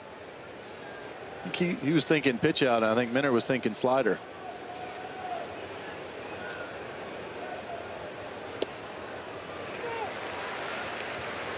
Or he just popped out of his stand. Yeah. Let's see again. Maybe he just saw him get the early jump. I mean, that's fun. That's kind of funky. If he's not expecting a pitch out there, it didn't look like he was expecting a pitch out. It looked like he was just ready to throw. But don't forget, you got to be a target first. You got to. Right. It also speaks to how good of a jump Ciani got. Right, the ball was barely out of Minter's hand, and Torrens is ready to throw. 1-1. Wilson Contreras had seen 3 pitches in 3 at-bats, 3 total pitches through his first 3 at-bats. Now he's run at 2-1 on Minter. Minter, such a great relief pitcher for the Braves for so long. Fun to watch. A couple of fastball types, the 4-seamer, the cutter. Ciani's not going anywhere at second. Down 2 right now. What you can't do is get picked off or try to steal third. Minter's just keeping him close. Ball 3. And you hear the crowd getting restless in New York.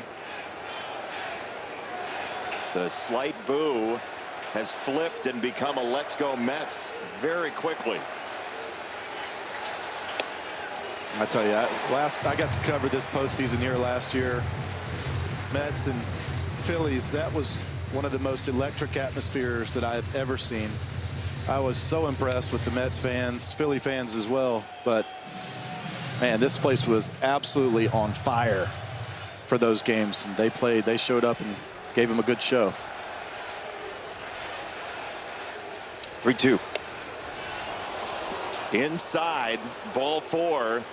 2 on, 1 out. You heard Ortiz, the plate umpire, who's had a very nice day at the plate, say adentro, meaning inside. I'm going to be fluent in Spanish by the end of this game, listening to him. Yeah, I think it's great. Yeah, it's awesome. We need more umpires who are bilingual. It just shows how multicultural this sport is, I think. Just at the Tigers series, I was just doing with the Kansas City Royals. Ramon De Jesus is on that crew. He's the first Dominican-born full-time umpire. Ortiz is the first Puerto Rican-born full-time umpire in Major League Baseball. And, you know, there's value also, I think, in hearing the umpires, right? And hearing these conversations. Yep. I know you can't hear all of them on TV, but you know full well an umpire who has feel is so important to the game. And he has had a great day, man. Yes. He has called a great game behind the plate. Yeah, you got to have feel. You got to understand situations, and being an umpire is one of the hardest jobs out there, I think. Oh. Everybody sees everything you do wrong. Donovan takes a strike. That's right at the fringe of the zone, and the 14-game hit streak, longest right now in Major League Baseball, is on the line.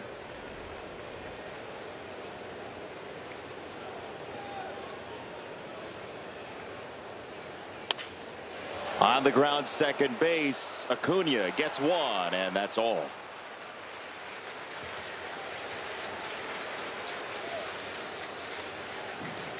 Two down, runners at the corners. Stream MLB Network 24/7 for the entire season, plus live audio for all 30 teams. No blackouts. Includes access to minor leagues, MLB Big Inning, and available pre-post games. Visit MLB.com/@bat for details.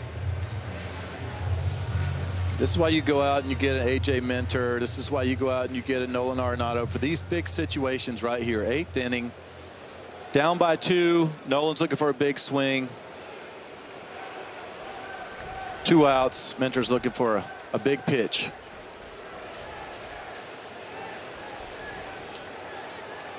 First one coming in a 2-0 game. It's outside, ball number 1. That's why the walk to the 9-hitter is so important. Minter's final out in the inning could have been the left-handed Donovan. Instead, he faces the righty Arenado.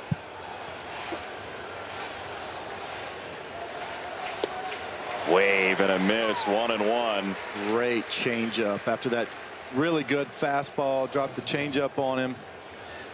Middle of the plate, starting out. There goes the fastball to drive, and then, oh no, it's a changeup. Just goes right under the barrel.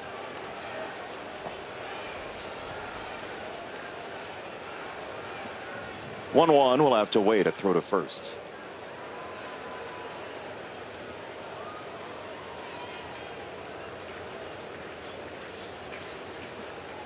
Sellout crowd today again. You talked about how electric this place has been since August of last year. 42,000 plus watching the Cardinals and Liberatore and Senga and the Mets.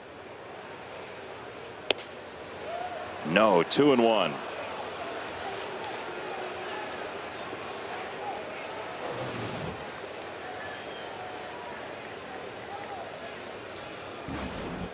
Ooh.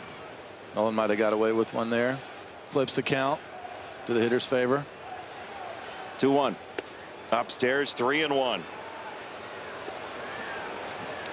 Seeing Nolan be a lot more patient at the plate this year. Last year, average dropped a little lower than we've seen him in the past, and he was chasing a lot more pitches way off the plate. This year, been a lot more selective.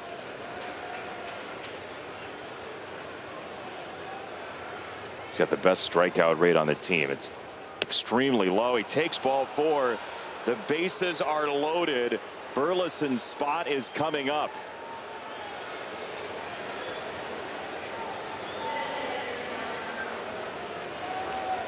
Pedro Pages on the bench. Jordan Walker on the bench for St. Louis.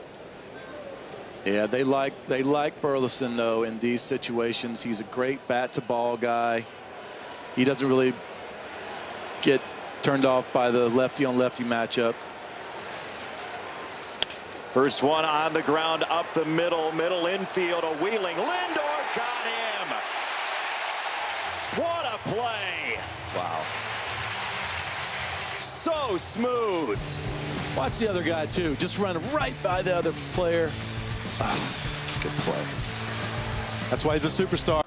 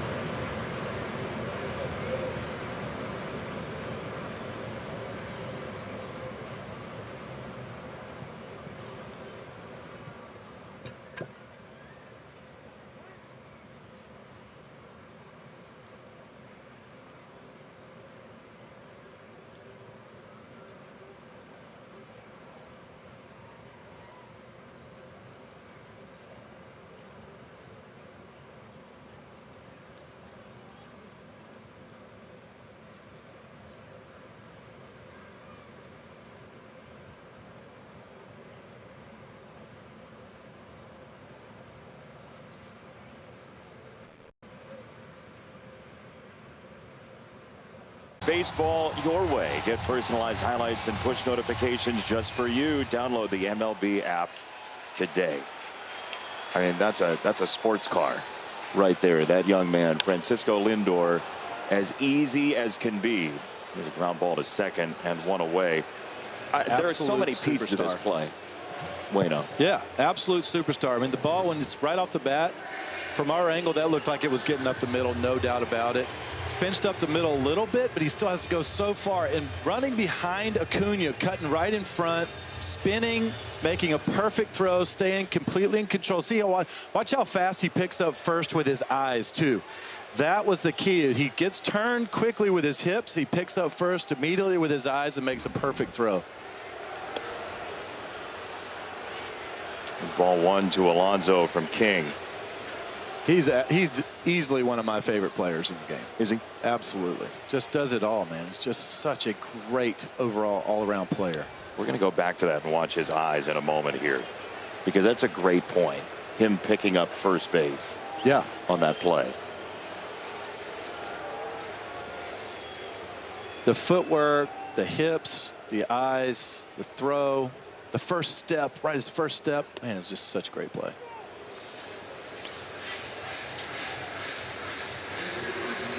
Two and one on Alonso, who drove in a run with an RBI double in the third.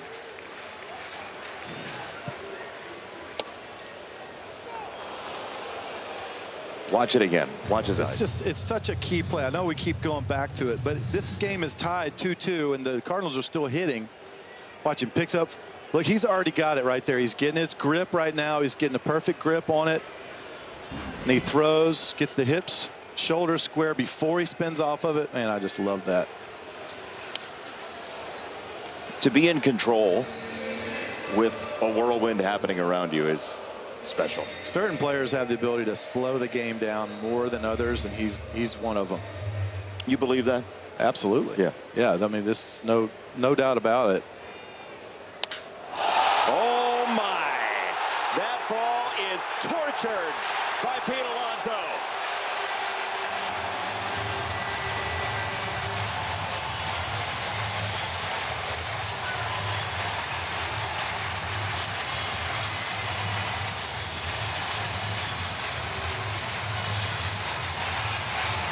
It's 80 degrees, but it's still the polar bear's natural habitat.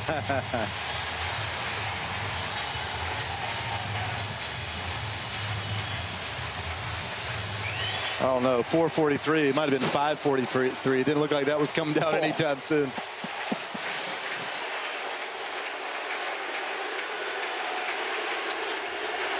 Imagine where this Mets team would be if they hadn't signed Pete Alonso.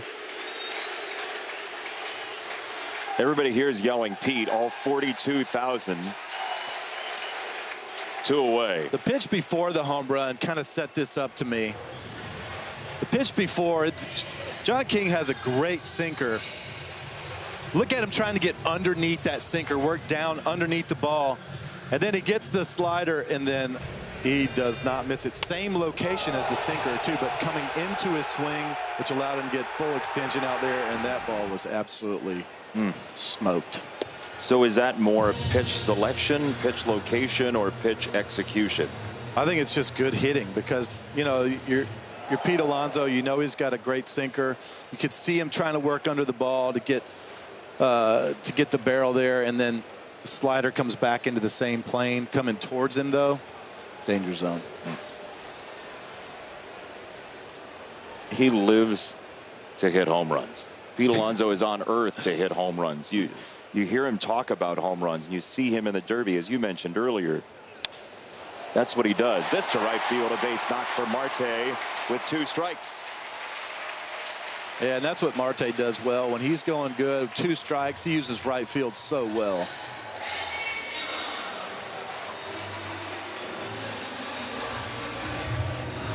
Does like negative 2% body fat. But very tough out when he's going good. At age 36, by the way. Yeah, he's been doing it a long time.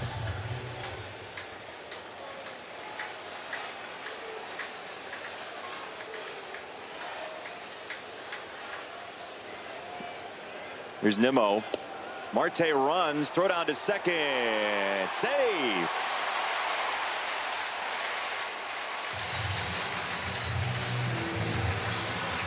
This is reviewable. They have 15 seconds to decide. Like he went first move again. Another great jump from the Mets. Sometimes with those lefties, base stealer, you have to go first move. He never got the tag to him, I don't think, Jason. We'll see. Ooh, maybe he did. There's really no harm because you're in the window now in the 8th inning of a crew chief review. You haven't used your challenge already, so if you get them on the pocket. Yeah. Yeah, nothing to lose here, huh? Yeah, unless you're really, if you're the video room, worried about your overturn rate. What do you think? I haven't seen anything that definitively says he gets. Let's see, this angle might show it. No, they can't overturn that. Yeah, the call on the field is the operative phrase because it was a safe call originally. Yeah. You'd have to have enough to overturn.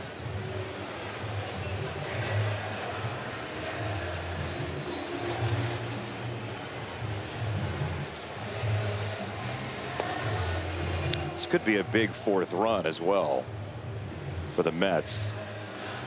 Yeah, it's good ball to keep them aggressive on the base pass, to just push the envelope,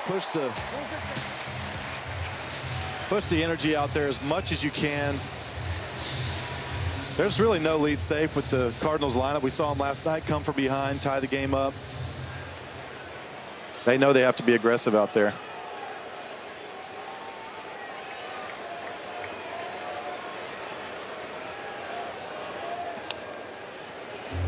Tip foul, 2 strikes.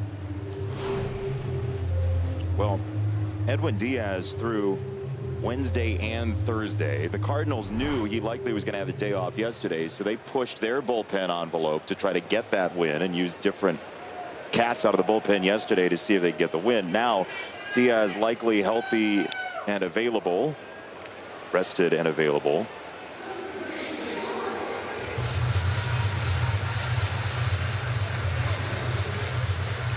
That is that push and pull in a series, though, right? When you know Edwin Diaz is not available for a game, or you're guessing it, you kind of have to go for it. Absolutely. Check swing. He did go. Strike 3. Ben May, the third base umpire, with the punch out. But Pete Alonso hits a ball to Jersey or further. Further, I think. Where do you think? Delaware Water Gap? Oof.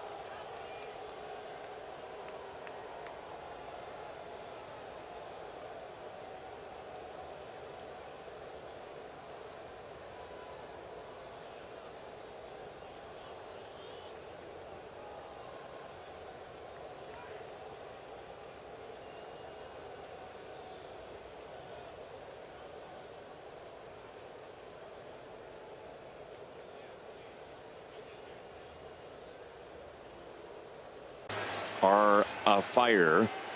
Edwin Diaz out of the bullpen, his 9th game, trying to close out save number 5. And he's facing a whole slew of guys who've never seen him. So JC first. That can help sometimes. Really? Yeah, because they don't know to be intimidated sometimes, you know. If you're the Cards right here, though, you can't try to do too much. You can't try to go out there and hit a 3-run homer with nobody on base. Shavings make a pile. You got to go out there and make contact, get guys on base, and see what happens. That's ball 3. The Cardinals were very patient with Minter in the 8th. 3 walks in that 8th inning. They couldn't pay it off. There's a strike, the first from Diaz.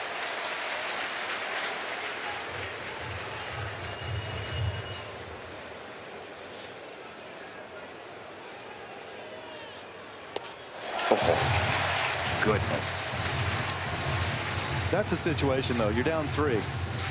It's a 3-1 count. I think it's got to be perfect for you to swing right there, but he threw the nasty slider, probably ball 4. You go spin again? No. Yeah, you go fastball, strike 3. Wow. 1 down. Today's telecast is sponsored by Peloton. Find your push. Find your power. It's not hard to find the power when that guy comes out of the bullpen. With one of the coolest intros. It's film. It's cinema.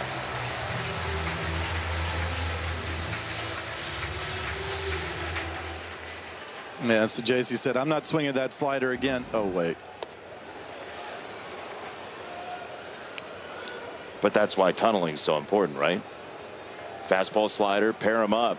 Yeah, he's just got a really tricky delivery. Ball just flies out of nowhere. What do you think the hitters see? Well, the ball gets on him so quick, you know, and he throws a upper 90s fastball that has incredible rise to it and that great slider off of it. When he's throwing strikes, he's almost impossible to hit. You know, sometimes he gets behind the count, walks people. That's when he gets hit. See him coming down the hill here. You see, it's got that sneaky little run on it too. It's not straight. It's got that run, just runs right away from you or into righties or away to lefties, but it stays on plane. It's tough to line up. Another foul ball. He's thrown him a couple of fastballs in a row. All right, watch now what the batter's going to see. And it's, I mean, kind of effortless, really. Oof. That was the right pitch right there after the good high fastballs that he swung at. If he'd have started that middle of the plate, worked it down, back foot, it would have been really hard to lay off.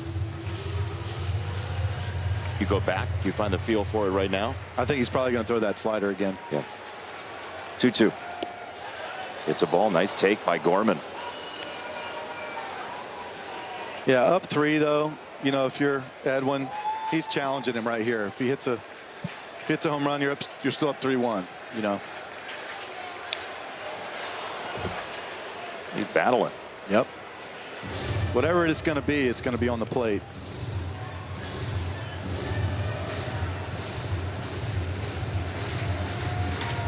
'24-year-old Nolan Gorman,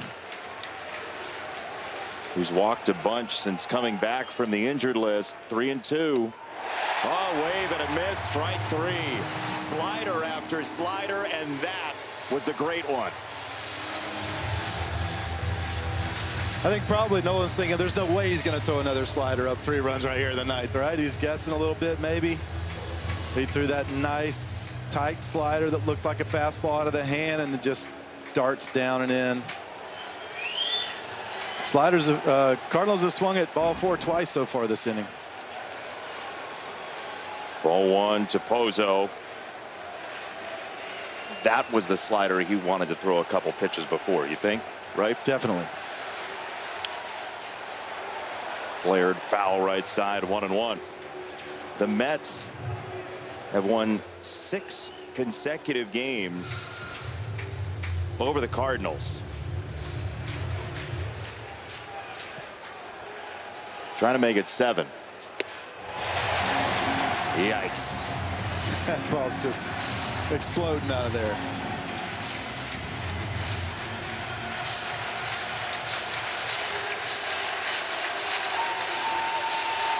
This place has been transformed in the last year. 1-2. On the ground to shortstop. Lindor on the grass. Takes care of the shutout. The Mets win 3-0 behind Senga and the bullpen.